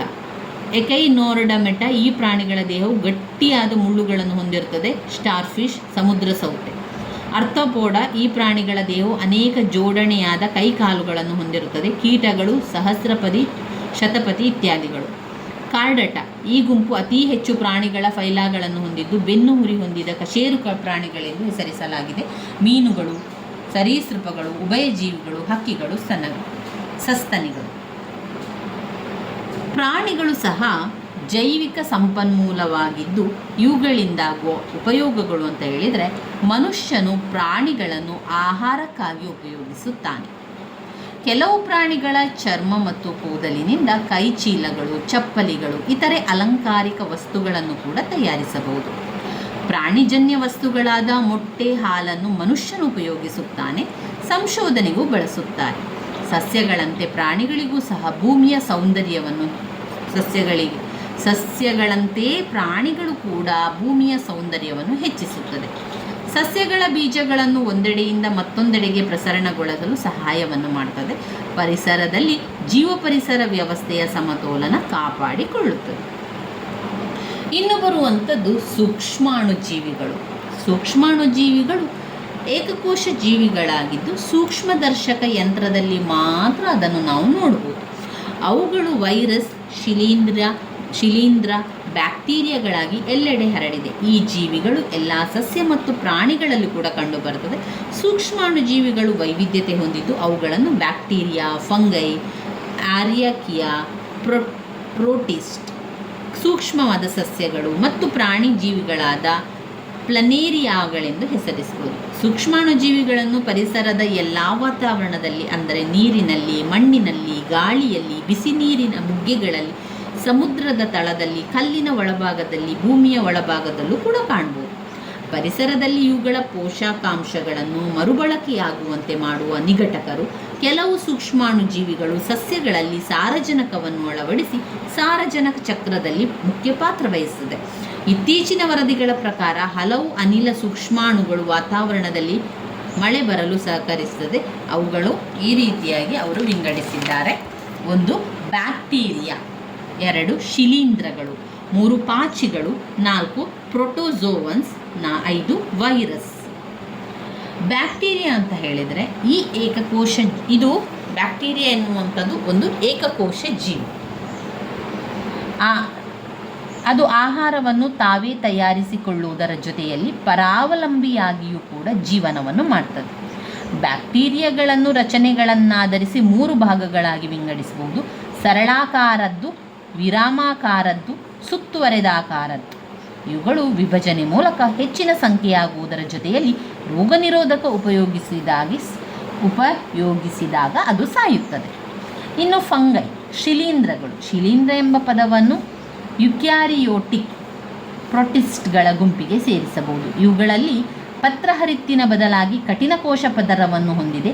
ಇವುಗಳು ಈಸ್ಟ್ನ ತರಹದ ಏಕಕೋಶಿಯಾಗಿರಬಹುದು ಅಥವಾ ಮೋಲ್ಡ್ಗಳ ಥರ ಬಹುಕೋಶೀಯವಾಗಿರಬಹುದು. ಲೈಂಗಿಕ ಅಂಕುರ ಬೀಜಗಳ ಆಧಾರದ ಮೇಲೆ ವರ್ಗೀಕರಿಸಬಹುದು. ಶಿಲೀಂಧ್ರಗಳು ಸಾಮಾನ್ಯವಾಗಿ ವಿಘಟಕರಾಗಿದ್ದು ಬೇರೆ ಜೀವಿಗಳಿಗೆ ರೋಗ ನಿರೋಧಕ ಶಕ್ತಿ ಇಲ್ಲದಿರುವಾಗ ರೋಗವನ್ನು ಹರಡುತ್ತದೆ. ಇವುಗಳು ಗಾಳಿಯ ಮೂಲಕ ಅಥವಾ ನೇರ ಸ್ಪರ್ಶದ ಮೂಲಕ ಪಸರಿಸುತ್ತದೆ. ಇನ್ನು ಪಾಚಿಗಳು, ಇವು ಸಹ ಏಕ ಅಥವಾ ಬಹುಕೋಶೀಯವಾಗಿದ್ದು ಏಕಕೋಶೀಯ ಜೀವಿಗಳು ಮಾತ್ರ ರೋಗವನ್ನು ಹರಡುತ್ತದೆ. ಇವುಗಳು ನಿರ್ಲಿಂಗ ರೀತಿಯ ಸಂತಾನಾಭಿವೃದ್ಧಿ ಮೂಲಕ ಬೆಳವಣಿಗೆಗೊಂಡು ಎಲ್ಲ ಸಿಹಿ ನೀರು, ಉಪ್ಪು ನೀರು, ಮಣ್ಣಿನಲ್ಲಿ ಇತರೆ ಸಸ್ಯಗಳಿಗೆ ಅಂಟಿಕೊಂಡಿರುತ್ತದೆ. ಇವುಗಳು ದ್ಯುತಿಸಂಶ್ಲೇಷಣಾ ಕ್ರಿಯೆಯಲ್ಲಿ ಪ್ರಮುಖ ಜೀವಿಗಳಾಗಿದ್ದು ನಿಸರ್ಗದ ಸಮತೋಲನವನ್ನು ಕಾಪಾಡುತ್ತದೆ ಹಾಗೂ ನೀರಿನ ಮೂಲಕ ಅಥವಾ ಅದರ ಆಹಾರದ ಮುಖೇನ ರೋಗವನ್ನು ಕೂಡ ಹರಡುತ್ತದೆ. ಪ್ರೋಟೋಜೋವನ್, ಇವುಗಳು ಏಕಕೋಶೀಯ ಯುಕ್ಯಾರಿಯೋಟಿಕ್ ಜೀವಿಗಳಾಗಿ ಸ್ವತಂತ್ರವಾಗಿ ಅಥವಾ ಪರಾವಲಂಬಿಯ ಬದುಕನ್ನು ನಡೆಸುತ್ತದೆ. ಇವುಗಳು ಚಲನೆಗೆ ಮಿಥ್ಯಪಾದ, ನುಣುಪಾದ ಕೂದಲು ಅಥವಾ ಚಾವಟಿ ಆಕಾರದ ರಚನೆಯನ್ನು ಕೂಡ ಬಳಸ್ತದೆ. ಇವು ಹೆಚ್ಚಾಗಿ ಮಣ್ಣು, ನೀರು ಅಥವಾ ಇನ್ನಿತರ ಪ್ರಾಣಿಗಳ ಮೇಲೆ ಕಂಡುಬರುತ್ತದೆ. ಇವುಗಳು ನಿರ್ಲಿಂಗ ರೀತಿಯಲ್ಲಿ ಸಂತಾನ ಅಭಿವೃದ್ಧಿ ಹೊಂದುವ ಜೀವಿಗಳಾಗಿದ್ದು ವಿವಿಧ ಆಕಾರಗಳನ್ನು ಪಡೆದುಕೊಳ್ಳುತ್ತದೆ. ಇನ್ನು ವೈರಸ್ ಈ ಜೀವಿಗಳ ರಚನೆ ಸರಳವಾಗಿದ್ದು ಒಂದು ನ್ಯೂಕ್ಲಿಕ್ ಆಸಿಡ್ನೊಂದಿಗೆ ಪ್ರೋಟೀನ್ ಪದರದಿಂದ ಸುತ್ತುವರೆದಿರುತ್ತದೆ. ಇವುಗಳು ತುಂಬ ಸೂಕ್ಷ್ಮವಾಗಿದ್ದು ಎಲೆಕ್ಟ್ರಾನಿಕ್ ಸೂಕ್ಷ್ಮದರ್ಶಕ ಯಂತ್ರದಿಂದ ಮಾತ್ರ ನೋಡಬಹುದು. ಇವುಗಳು ಕೋಶವಲ್ಲದ ಜೀವಿಯಾಗಿರುವುದರಿಂದ ಸಂತಾನೋತ್ಪತ್ತಿಯಾಗಲು ಬೇರೆ ಜೀವಿಯ ಮೇಲೆ ಅವಲಂಬಿತವಾಗುತ್ತದೆ. ಒಟ್ಟಿನಲ್ಲಿ ಸೂಕ್ಷ್ಮಾಣು ಜೀವಿಗಳಿಂದ ಉಪಯೋಗ, ತೊಂದರೆಗಳೆರಡೂ ಕೂಡ ಇವೆ. ಉಪಯೋಗಗಳೆಂದರೆ ಹಾಲು ಮೊಸರಾಗುವುದು, ಬೇಕರಿ ಉತ್ಪನ್ನಗಳು ಮೃದುವಾಗುವುದು, ಬೀರ್, ವೈನ್ ತಯಾರಿಕೆ ಮತ್ತು ಜೀವನಿರೋಧಕ ತಯಾರಿಕೆಯಲ್ಲೂ ಬಳಸಬಹುದು. ಹಲವು ಜೀವಿಗಳು ರೋಗ ತರುವ ಗುಣಗಳೊಂದಿಗೆ ಆಹಾರವನ್ನು ನಾಶ ಮಾಡುವ ಗುಣವನ್ನು ಕೂಡ ಹೊಂದಿದೆ. ಒಟ್ಟಿನಲ್ಲಿ ಸಹಜೀವಿಗಳನ್ನು ಜೈವಿಕ ಸಂಪನ್ಮೂಲಗಳು ಅಂತ ಹೇಳ್ಬೋದು. ಇವುಗಳಲ್ಲಿ 3 ವಿಧಗಳಿದ್ದು ಸಸ್ಯಗಳು, ಪ್ರಾಣಿಗಳು, ಸೂಕ್ಷ್ಮಾಣು ಜೀವಿಗಳಾಗಿ ವಿಂಗಡಿಸಿ ಸಸ್ಯಗಳು ಆಹಾರ, ಆಮ್ಲಜನಕದ ಜೊತೆಯಲ್ಲಿ ಕೈಗಾರಿಕೆಗಳಲ್ಲಿ ಕಚ್ಚಾ ವಸ್ತುಗಳನ್ನು ಒದಗಿಸುತ್ತದೆ. ಮಣ್ಣಿನ ಸವಕಳಿಯನ್ನು ಕಡಿಮೆ ಮಾಡುವುದರೊಂದಿಗೆ ಅಂತರ್ಜಲ ಮಟ್ಟವನ್ನು ಹೆಚ್ಚಿಸುತ್ತದೆ. ಪ್ರಾಣಿಗಳಿಂದ ಮಾಂಸ, ಹಾಲು, ಮೊಟ್ಟೆ, ಚರ್ಮವು ದೊರೆಯುವುದಲ್ಲದೆ ಸಂಶೋಧನೆಯಲ್ಲೂ ಉಪಯುಕ್ತವಾಗಿದೆ. ಸೂಕ್ಷ್ಮಾಣು ಜೀವಿಗಳು ಏಕಕೋಶ ಜೀವಿಯಾಗಿದ್ದು ಸೂಕ್ಷ್ಮದರ್ಶಕ ಯಂತ್ರದಿಂದ ಮಾತ್ರ ನೋಡಬಹುದಾಗಿದೆ. ಕೈಗಾರಿಕೆಗಳಲ್ಲಿ, ಔಷಧಿ ತಯಾರಿಕೆಯಲ್ಲಿ ಇವುಗಳು ಹೆಚ್ಚಾಗಿ ಉಪಯೋಗಿಸುತ್ತೇವೆ. ಇವುಗಳಿಂದ ಅನೇಕ ರೋಗ ರುಜಿನಗಳು ಹರಡುವ ಸಾಧ್ಯತೆಗಳು ಕೂಡ ಇವೆ. ಇವಿಷ್ಟು ವಿಚಾರಗಳು ನಾವು ಜೈವಿಕ ಸಂಪನ್ಮೂಲ, ಸಸ್ಯ ಪ್ರಾಣಿ ಸಂಪನ್ಮೂಲ, ಜೈವಿಕ ಸಂಪನ್ಮೂಲಗಳ ಉಪಯೋಗಗಳನ್ನೆಲ್ಲ ತಿಳ್ಕೊಂಡೆವು. ಇನ್ನು ನಾವು ಇದರಲ್ಲಿ ನೋಡಬೇಕಾಗಿರುವಂತಹ ಘಟಕ 23 ಸಾಮಾಜಿಕ ಸಮಸ್ಯೆಗಳು. ಅದರಲ್ಲಿ ಜನಸಂಖ್ಯೆ ಮತ್ತು ಪರಿಸರ.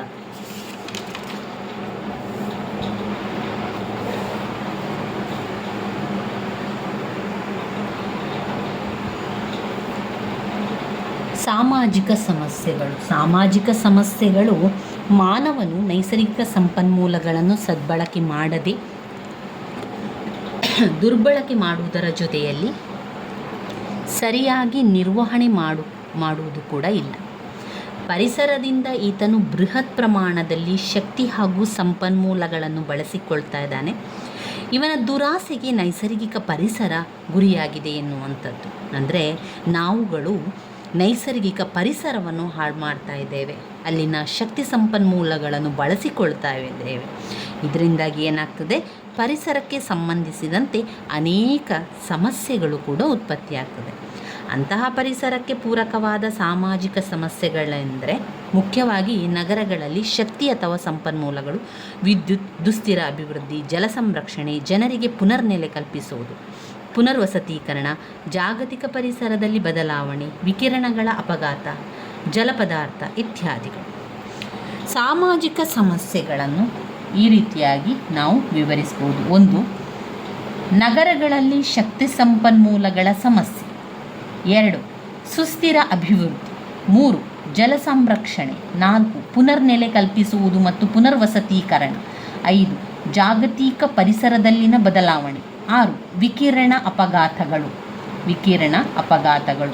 ನಗರಗಳಲ್ಲಿ ಶಕ್ತಿ ಸಂಪನ್ಮೂಲಗಳ ಸಮಸ್ಯೆ. ಇದು ಗೃಹ ಕೈಗಾರಿಕೆ ಘಟಕಗಳಲ್ಲಿ ವಿದ್ಯುತ್ ಶಕ್ತಿ, ಸಾರಿಗೆ, ನವ್ಯ ಜೀವನದ ಶೈಲಿ, ಬೃಹತ್ ತ್ಯಾಜ್ಯ ವಸ್ತುವಿನ ಉತ್ಪಾದನೆ ಇತ್ಯಾದಿಯಿಂದ ನಗರಗಳಲ್ಲಿ ಶಕ್ತಿ ಸಂಪನ್ಮೂಲಗಳ ಸಮಸ್ಯೆ ಉಂಟಾಗ್ತದೆ. ಸುಸ್ಥಿರ ಅಭಿವೃದ್ಧಿ 3 ಪರಿಣಾಮಕಾರಿ ವಿಧಾನಗಳು: ಮಿತಿಗೊಳಿಸುವುದು, ಪುನರ್ಬಳಕೆ, ಪುನರುತ್ಪತ್ತಿ, ಪರಿಸರ ಶಿಕ್ಷಣ ಮತ್ತು ಅರಿವು ಮೂಡಿಸುವುದು, ಉತ್ಪಾದನೆಗೆ ತಕ್ಕಂತೆ ಸಂಪನ್ಮೂಲಗಳನ್ನು ಬಳಸುವುದು. ಜಲ ಸಂರಕ್ಷಣೆ, ಜಲ ಕೊಯ್ಲು ಮಾಡುವುದು, ಮಳೆ ನೀರಿನ ಕೊಯ್ಲು ಮಾಡುವುದು, ಜಲಾನಯನ ನಿರ್ವಹಣೆ ಮಾಡಿ ಜಲ ಸಂರಕ್ಷಣೆಯನ್ನು ಮಾಡಿಕೊಳ್ಬೋದು. ಪುನರ್ನೆಲೆ ಕಲ್ಪಿಸುವುದು, ಪುನರ್ವಸತೀಕರಣ ಮಾಡುವುದು. ಈ ಪುನರ್ವಸತೀಕರಣ ಸಮಸ್ಯೆಗಳು ಪುನರ್ನೆಲೆ ಕಲ್ಪಿಸುವ ಪರಿನಿಯಮಗಳು, ಸರಕಾರದ ಪಾತ್ರ, ಪರಿಸರದ ಸಿದ್ಧಾಂತ ಇತ್ಯಾದಿಗಳು ಒಳಗೊಂಡಿರ್ತದೆ. ಜಾಗತಿಕ ಪರಿಸರದಲ್ಲಿನ ಬದಲಾವಣೆ, ಜಾಗತಿಕ ತಾಪಮಾನ, ಓಝೋನ್ ಪದರದ ನಾಶ, ಆಮ್ಲ ಮಳೆ, ಅರಣ್ಯ ನಾಶ ಇತ್ಯಾದಿ. ವಿಕಿರಣ ಅಪಘಾತಗಳು, ವಿಕಿರಣ ಪರೀಕ್ಷೆ, ವಿಕಿರಣ ಸ್ಫೋಟಕಗಳು ಇದೆಲ್ಲ ಕೂಡ ಬರ್ತದೆ. ಈ ರೀತಿಯಾಗಿ ಸಮಸ್ಯೆಗಳು ಪರಿಸರವನ್ನು ನಾಶ ಮಾಡುತ್ತಿರುತ್ತದಲ್ಲದೆ ಜಾಗತಿಕ ಮಟ್ಟದಲ್ಲಿ ಜನಸಂಖ್ಯಾ ಸ್ಫೋಟದಿಂದ ನಿಸರ್ಗದಲ್ಲಿ ಜೀವ ಪರಿಸರ ವ್ಯವಸ್ಥೆಯಲ್ಲಿ ಕೂಡ ಅಸಮತೋಲನ ಉಂಟಾಗ್ತದೆ. 1. ಜನಸಂಖ್ಯೆ ಮತ್ತು ಪರಿಸರ. ಜನಸಂಖ್ಯೆ ಮತ್ತು ಪರಿಸರ, ಜನಸಂಖ್ಯೆ ಬೆಳವಣಿಗೆ, ಜನಸಂಖ್ಯಾ ಸ್ಫೋಟ, ಕುಟುಂಬ ಕಲ್ಯಾಣ ಕಾರ್ಯಕ್ರಮಗಳು, ಪರಿಸರ ಮತ್ತು ಮಾನವ ಆರೋಗ್ಯ. ಪರಿಸರ ಮತ್ತು ಮಾನವ ಆರೋಗ್ಯ ಕೂಡ ಇದರಲ್ಲಿ ಬರುವಂಥದ್ದು. ಇನ್ನು ಬರುವಂತಹ ಮುಖ್ಯವಾದಂತಹ ಪ್ರಶ್ನೆ ಪರಿಸರ ಮಾಲಿನ್ಯ. ಘಟಕ 24ರಲ್ಲಿ ಬರುವಂತಹ ಒಂದು ಪ್ರಶ್ನೆ, ಪರಿಸರ ಮಾಲಿನ್ಯ ಎಂದರೇನು, ಪರಿಸರ ಮಾಲಿನ್ಯವನ್ನು ವ್ಯಾಖ್ಯಾನಿಸಿ, ಪರಿಸರ ಮಾಲಿನ್ಯದ ವಿಧಗಳೇನು, ಅವುಗಳ ಪರಿಣಾಮಗಳ ಬಗ್ಗೆ ತಿಳಿಸಿ ಅಂತ ಕೇಳುವಂಥದ್ದು. ಪರಿಸರ ಮಾಲಿನ್ಯದಲ್ಲಿ ಮುಖ್ಯವಾದ ವಿಧಗಳು ಜಲಮಾಲಿನ್ಯ, ವಾಯುಮಾಲಿನ್ಯ, ಭೂಮಾಲಿನ್ಯ, ಶಬ್ದ ಮಾಲಿನ್ಯ. ಇವುಗಳನ್ನು ಪ್ರತ್ಯೇಕವಾಗಿ ಕೂಡ 10 ಅಂಕಕ್ಕೆ ಕೇಳ್ತಾರೆ. ಶಬ್ದ ಮಾಲಿನ್ಯ ಎಂದರೇನು, ಶಬ್ದ ಮಾಲಿನ್ಯದ ಮೂಲಗಳು, ಪರಿಣಾಮವನ್ನು ತಿಳಿಸಿ ಎನ್ನುವಂಥದ್ದು ಕೂಡ ಪ್ರಶ್ನೆಗಳು ಬಂದಿದೆ. ಅವುಗಳ ಬಗ್ಗೆ ನಾವು ತಿಳ್ಕೊಳ್ಳೋಣ. ಪರಿಸರ ಮಾಲಿನ್ಯದ ವಿಧಗಳು ಮತ್ತು ಪರಿಸರ ಮಾಲಿನ್ಯದ ಅರ್ಥ ವ್ಯಾಖ್ಯೆಗಳನ್ನು ತಿಳ್ಕೊಳ್ಳೋಣ. ಯಾವುದಾದರೂ ನೂತನ ಹಾಗೂ ಮಲಿನಗೊಳಿಸುವ ವಸ್ತುವಿನಿಂದ ಜೀವ ಪರಿಸರ ವ್ಯವಸ್ಥೆಯಲ್ಲಿ ಅಸ್ಥಿರತೆ, ವಿಕಲತೆ, ದುಷ್ಪರಿಣಾಮ ಅಥವಾ ಅಪಾಯವನ್ನು ಉಂಟುಮಾಡಿ ಅಲ್ಲಿನ ಭೌತಿಕ ಅಥವಾ ಜೈವಿಕ ಬದಲಾವಣೆಯನ್ನು ಪರಿಸರ ಮಾಲಿನ್ಯ ಎನ್ನುತ್ತೇವೆ. ಮಾಲಿನ್ಯತೆ ರಾಸಾಯನಿಕ ವಸ್ತುವಿನಿಂದಾಗಬಹುದು ಅಥವಾ ಶಕ್ತಿ ರೂಪದಲ್ಲಿ, ಅಂದರೆ ಶಬ್ದ, ಶಾಖ ಅಥವಾ ಬೆಳಕಿನ ರೂಪದಲ್ಲಿ ಕೂಡ ಉಂಟಾಗಬಹುದು.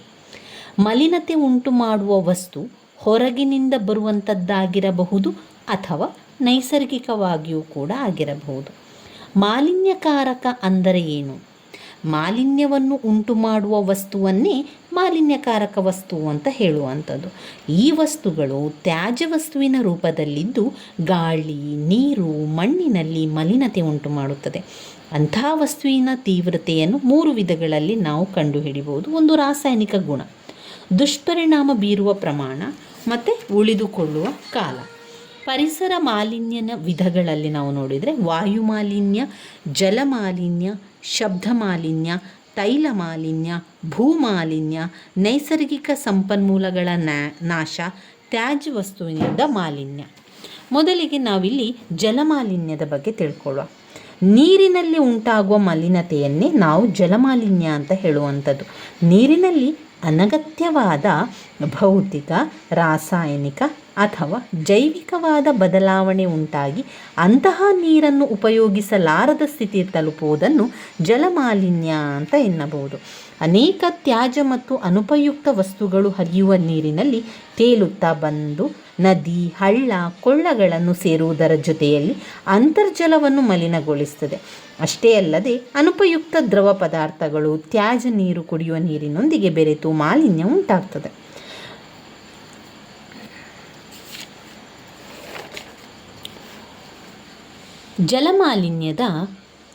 ಜಲಮಾಲಿನ್ಯದ ಉಂಟಾಗುವ ಹಾನಿಗಳ ಬಗ್ಗೆ ತಿಳ್ಕೊಳ್ಳೋಣ. ಜಲಮಾಲಿನ್ಯ ಉಂಟಾಗುವ ಹಾನಿಗಳಿಂದ ಮೊದಲು, ಈ ಜಲಮಾಲಿನ್ಯವು ಕೈಗಾರಿಕಾ ಘಟಕದಿಂದ ಹೊರಬರುವ ತ್ಯಾಜ್ಯ ನೀರು, ಜಡಲೋಹ ಹಾಗೂ ಹಾನಿಕರ ರಾಸಾಯನಿಕ ವಸ್ತುಗಳು, ಮನುಷ್ಯ ಮತ್ತು ಪ್ರಾಣಿಗಳ ತ್ಯಾಜ್ಯ ವಸ್ತುಗಳ ವಿಲೇವಾರಿಯಿಂದಲೂ ಕೂಡ ಜಲಮಾಲಿನ್ಯ ಆಗ್ತದೆ. ಹೀಗೆ ಅನೇಕ ಕಾರಣಗಳಿದೆ. ಕೈಗಾರಿಕಾ ಘಟಕದ ತ್ಯಾಜ್ಯ ನೀರು, ಶುದ್ಧೀಕರಣ ಘಟಕ, ಅನೇಕ ಅಪಾಯಕಾರಿ ವಿಷಪೂರಿತ ಮಲಿನ ವಸ್ತುಗಳು, ಕೃಷಿ ಚಟುವಟಿಕೆಯ ನಂತರ ಉಳಿದ ವಸ್ತುಗಳು, ರಾಸಾಯನಿಕ ಗೊಬ್ಬರಗಳು, ಕೀಟನಾಶಕಗಳು ಕೂಡ ಮಲಿನತೆ ಉಂಟು ಮಾಡುತ್ತದೆ. ಶುದ್ಧೀಕರಣ ತ್ಯಾಜ್ಯ ನೀರು ಹತ್ತಿರವಿರುವ ನದಿ, ಕೆರೆ, ಕೊಳವೆಯನ್ನು ಸೇರುತ್ತದೆ. ಸಾವಯವ ಚಟುವಟಿಕೆಗಳಿಂದ ಬರುವ ತ್ಯಾಜ್ಯ ವಸ್ತುಗಳು ಕೂಡ ಮಲಿನತೆ ಉಂಟು ಮಾಡುತ್ತದೆ. ರೋಗ ತರುವ ಅನೇಕ ಜೀವಿಗಳು, ಘನ ಪದಾರ್ಥಗಳು, ರಾಸಾಯನಿಕ ವಸ್ತುಗಳು ಮಲಿನತೆಯನ್ನು ತರ್ತವೆ. ಜಲಮಾಲಿನ್ಯದಿಂದ ಉಂಟಾಗುವ ಹಾನಿಗಳೇನು? ಜಲಮಾಲಿನ್ಯದಿಂದ ಹರಡುವಂತಹ ಸಾಂಕ್ರಾಮಿಕ ರೋಗಗಳು ಹೆಚ್ಚಾಗುವಂಥದ್ದು. ನೀರಿನ ಮುಖಾಂತರ ಹರಡುವಂಥದ್ದು ಸಾಂಕ್ರಾಮಿಕ ರೋಗ. ನೀರಿನ ರಾಸಾಯನಿಕ ರಚನೆಯಲ್ಲಿ ಬದಲಾವಣೆ ಉಂಟಾಗುವಂಥದ್ದು. ಮಲಿನಗೊಂಡ ತ್ಯಾಜ್ಯದ ನೀರು ಪೌರಾಡಳಿತ ನೀರಿನ ಸರಬರಾಜಿನ ಜೊತೆ ಬೆರೆತು ಅನಾರೋಗ್ಯ ತರುವಂಥದ್ದು. ಅನೇಕ ಸೂಕ್ಷ್ಮಾಣು ಜೀವಿಗಳು ಅಂದರೆ ಬ್ಯಾಕ್ಟೀರಿಯಾ, ವೈರಸ್ ನೀರಿನಲ್ಲಿ ಬೆರೆತು ಮಲಿನತೆಯನ್ನುಂಟು ಮಾಡುತ್ತದೆ. ಕ್ಯಾನ್ಸರ್ ಹರಡುವ ಮಲಿನ ವಸ್ತುಗಳು ಕ್ಯಾನ್ಸರ್ ರೋಗವನ್ನು ತರುತ್ತದೆ. ಮಲಿನ ವಸ್ತುಗಳು ಮಾನವ ವರ್ಣತಂತುವಿನಲ್ಲಿ ಬದಲಾವಣೆ ತಂದು ಮುಂದಿನ ಪೀಳಿಗೆಯ ಬೆಳವಣಿಗೆಯನ್ನು ಕುಂಠಿತಗೊಳಿಸುತ್ತದೆ. ಜಲಮಾಲಿನ್ಯದಿಂದಾಗಿ ನೀರಿನಲ್ಲಿ ವಾಸಿಸುತ್ತಿರುವ ಸಸ್ಯ ಹಾಗೂ ಪ್ರಾಣಿ ಜೀವಿಗಳು ನಾಶವಾಗುತ್ತದೆ. ಜಲಮಾಲಿನ್ಯವನ್ನು ತಡೆಗಟ್ಟುವ ವಿಧಾನಗಳು. ಜಲಮಾಲಿನ್ಯವನ್ನು ತಡೆಗಟ್ಟಲು ತ್ಯಾಜ್ಯ ವಸ್ತುವಿನ ಶುದ್ಧೀಕರಣ ಘಟಕ ಸ್ಥಾಪಿಸುವಂಥದ್ದು, ಮಾಲಿನ್ಯವರ್ಧಿತ ವಸ್ತುಗಳ ನಿಷೇಧವನ್ನು ಮಾಡುವ ಮೂಲಕ ತಡೆಗಟ್ಟಬಹುದು. ಇನ್ನು ಶುದ್ಧೀಕರಿಸಿದ ನೀರನ್ನು ತೋಟಗಾರಿಕೆ ಅಥವಾ ಶೀತಲೀಕರಣ ಮಾಡುವುದಕ್ಕೆ ಉಪಯೋಗಿಸಬಹುದು. ಶುದ್ಧೀಕರಣದಲ್ಲಿ ಕೆಲವು ಸೂಕ್ಷ್ಮಾಣು ಜೀವಿಗಳನ್ನು ಬಳಸುವುದರ ಮೂಲಕ ಸಾವಯವ ಪದಾರ್ಥಗಳನ್ನು ವಿಘಟನೆ ಕೂಡ ಮಾಡಬಹುದು. ಈ ರೀತಿಯಾಗಿ ಜಲಮಾಲಿನ್ಯವನ್ನು ತಡೆಗಟ್ಟಬಹುದು. ಇವಿಷ್ಟು ಜಲಮಾಲಿನ್ಯಕ್ಕೆ ಸಂಬಂಧಪಟ್ಟಂಥದ್ದಾಯಿತು. ಇನ್ನು ಬರುವಂಥದ್ದು ವಾಯುಮಾಲಿನ್ಯ. ವಾಯುಮಾಲಿನ್ಯದ ಬಗ್ಗೆ 10 ಅಂಕಕ್ಕೆ ಒಮ್ಮೆ ಪ್ರಶ್ನೆ ಬಂದಿದೆ. ವಾಯುಮಾಲಿನ್ಯ ಅಂತ ಹೇಳಿದರೆ ಗಾಳಿ ಕಲುಷಿತಗೊಳ್ಳುವಂಥದ್ದೇ ವಾಯುಮಾಲಿನ್ಯ. ವಾಯುಮಾಲಿನ್ಯವು ನೈಸರ್ಗಿಕ ಹಾಗೂ ಮಾನವ ನಿರ್ಮಿತ ಮೂಲಗಳೆರಡರಿಂದಲೂ ಉಂಟಾಗ್ತದೆ. ಕಟ್ಟಡ ನಿರ್ಮಾಣ, ಕೃಷಿ ಚಟುವಟಿಕೆಗಳು, ಯುದ್ಧ ಚಟುವಟಿಕೆಗಳು, ದಹನ ಕ್ರಿಯೆಗಳು ವಾಯುಮಾಲಿನ್ಯ ಹೆಚ್ಚಿಸುವುದರಲ್ಲಿ ಪಾತ್ರವಹಿಸ್ತದೆ. ಇನ್ನು ಮೋಟಾರ್ ವಾಹನಗಳಿಂದ ಹೊರಬರುವಂತಹ ಗಾಳಿ ಇರ್ಬೋದು, ಅನಿಲ ಇರ್ಬೋದು, ರಾಸಾಯನಿಕ ಕೈಗಾರಿಕೆ ಘಟಕಗಳಿಂದ ಬರುವಂಥದ್ದು, ಕಲ್ಲಿದ್ದಲು, ವಿದ್ಯುತ್ ಸ್ಥಾವರ, ತೈಲ ಶುದ್ಧೀಕರಣ ಘಟಕಗಳು, ಪೆಟ್ರೋಲಿಯಂ ಘಟಕಗಳು, ವಿಕಿರಣ ತ್ಯಾಜ್ಯ ವಸ್ತುಗಳ ಚಟುವಟಿಕೆಗಳು ಇವೆಲ್ಲ ಕೂಡ ಅವುಗಳಿಂದ ಹೊರಬರುವ ವಿಷ ಅನಿಲಗಳು ಮಾಲಿನ್ಯವನ್ನು ಹೆಚ್ಚು ಮಾಡುತ್ತದೆ. ವಾಯುಮಾಲಿನ್ಯಕ್ಕೆ ಕಾರಣವಾದ ಪದಾರ್ಥ ಅಥವಾ ವಸ್ತುಗಳು ಗಾಳಿಯಲ್ಲಿ ಬೆರೆತು ಮನುಷ್ಯನ ಆರೋಗ್ಯವನ್ನು ಹಾಳು ಮಾಡುವುದಲ್ಲದೆ ಪರಿಸರವನ್ನು ಕೂಡ ನಾಶ ಮಾಡಿದೆ. ಇಂತಹ ವಸ್ತುಗಳು ಘನ, ದ್ರವ, ಅನಿಲ ರೂಪದಲ್ಲಿರಬಹುದು. ಮಾಲಿನ್ಯಪೂರಕ ವಸ್ತುವನ್ನು ಪ್ರಾಥಮಿಕ ಮತ್ತು ದ್ವಿತೀಯ ಎಂಬುದಾಗಿ ವಿಂಗಡಿಸುವಂಥದ್ದು. ಪ್ರಾಥಮಿಕ ಎಂಬುದು ಜ್ವಾಲಾಮುಖಿ, ವಾಹನ ಪ್ರದೂಷಣೆ ಅಥವಾ ಕೈಗಾರಿಕಾ ಘಟಕಗಳು ಹೊರಸೂಸುವ ಹೊಗೆಯಿಂದುಂಟಾಗುವ ಮಾಲಿನ್ಯವನ್ನು ಪ್ರಾಥಮಿಕ ಮಾಲಿನ್ಯ ಎನ್ನುವಂಥದ್ದು. ದ್ವಿತೀಯ ಮಾಲಿನ್ಯಪೂರಕ ವಸ್ತುಗಳೆಂದರೆ ಪ್ರಾಥಮಿಕ ಮಾಲಿನ್ಯಪೂರಕ ವಸ್ತುಗಳ ನಡುವೆ ಉಂಟಾಗುವ ಕ್ರಿಯೆಗಳಿಂದ ಹೊರಬರುವ ವಸ್ತುವನ್ನು ದ್ವಿತೀಯ ಮಾಲಿನ್ಯಪೂರಕ ವಸ್ತು ಅಂತ ಹೇಳುವಂಥದ್ದು. ಫೋಟೋಕೆಮಿಕಲ್, ಸ್ಮಾಗ್, ಭೂಮಿ ಮೇಲಿನ ಓಝೋನ್ ಹಲವು ವಸ್ತುಗಳು ಈ ಎರಡು ಗುಣ ದ್ವಿತೀಯ ಮಾಲಿನ್ಯಪೂರಕ ವಸ್ತುಗಳಾಗುವಂಥದ್ದು. ಅದರಲ್ಲಿ 2 ರೀತಿಯ ವಿಂಗಡಿಸಬಹುದು: ಮಾನವ ನಿರ್ಮಿತ ಮೂಲಗಳು ಮತ್ತು ನೈಸರ್ಗಿಕ ಮೂಲಗಳು. ಇದು ವಾಯು ಮಾಲಿನ್ಯ ಮೂಲಗಳನ್ನು ಈ ರೀತಿಯಾಗಿ ಮಾನವ ನಿರ್ಮಿತ ಮೂಲಗಳು ಮತ್ತು ನೈಸರ್ಗಿಕ ಮೂಲಗಳೆಂದು ವಿಂಗಡಿಸಲಾಗಿರುವಂಥದ್ದು. ಮಾನವ ನಿರ್ಮಿತ ಮೂಲಗಳು ಸ್ಥಗಿತ ಮೂಲಗಳು, ಅಂದರೆ ಕೈಗಾರಿಕಾ ಹೊಗೆ ಗೂಡುಗಳು, ತಯಾರಿಕಾ ಘಟಕಗಳು, ತ್ಯಾಜ್ಯ ವಸ್ತುಗಳ ಇನ್ಸಿನರೇಟರ್ಗಳು ಅಥವಾ ಯಾವುದೇ ಸುಡುವ ಚಟುವಟಿಕೆಗಳಿಂದ ಹೊರಬರುವಂಥ ವಿಷ ಅನಿಲಗಳಾಗಿವೆ. ಚಲಿಸುವ ಮೂಲಗಳು ಮೋಟಾರು ವಾಹನಗಳು, ವಿಮಾನಗಳು, ರೈಲು ಇತ್ಯಾದಿ. ರಾಸಾಯನಿಕ ಮೂಲಗಳು ಧೂಳು, ಹೊಗೆ, ಕೃಷಿ, ಅರಣ್ಯ ನಿರ್ವಹಣೆಯಲ್ಲಿ ಚಟುವಟಿಕೆಗಳಲ್ಲಿ ದಹನದಿಂದ ಉಂಟಾಗುವ ಅನಿಲಗಳು, ಬಣ್ಣಗಳನ್ನು ತಯಾರಿಸುವ ಘಟಕದಲ್ಲಿ ಉಪಯೋಗಿಸುವ ರಾಸಾಯನಿಕ ಪದಾರ್ಥಗಳು. ಲ್ಯಾಂಡ್ ಫಿಲ್ನಲ್ಲಿ ಉಂಟಾಗುವ ತ್ಯಾಜ್ಯ ವಸ್ತುಗಳು, ಮಿಥೇನ್ ಅನಿಲ, ಯುದ್ಧ ಕ್ರಿಯೆಗಳಲ್ಲಿ ಉಪಯೋಗಿಸುವ ವಿಷ ಅನಿಲ, ವಿಕಿರಣ ಆಯುಧಗಳು ಇತ್ಯಾದಿ. 2 ನೈಸರ್ಗಿಕ ಮೂಲಗಳು.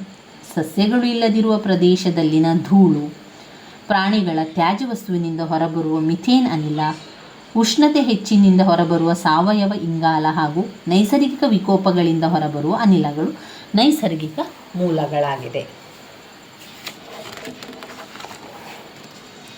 ವಾಯುಮಾಲಿನ್ಯದ ದುಷ್ಪರಿಣಾಮಗಳೇನು?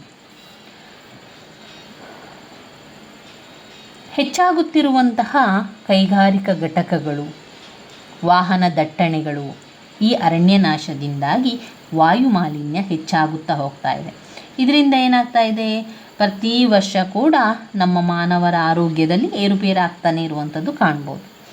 ಅಮೇರಿಕಾದಲ್ಲಿ ಇಂತಹ ಘಟನೆಗಳಿಂದ ವರ್ಷದಲ್ಲಿ 50,000ಕ್ಕೂ ಹೆಚ್ಚು ಜನರು ಸಾವನ್ನಪ್ತಾ ಇದ್ದಾರೆ. ಇಂತಹ ಘಟನೆಗಳಿಗೆ ವೃದ್ಧರು ಬಹುಬೇಗ ಗುರಿಯಾಗ್ತಾರೆ. ಅಲ್ಲದೆ ಮಕ್ಕಳು ಮತ್ತು ಭ್ರೂಣಗಳ ಮೇಲೂ ಕೂಡ ಇದು ದುಷ್ಪರಿಣಾಮ ಬೀರ್ತದೆ.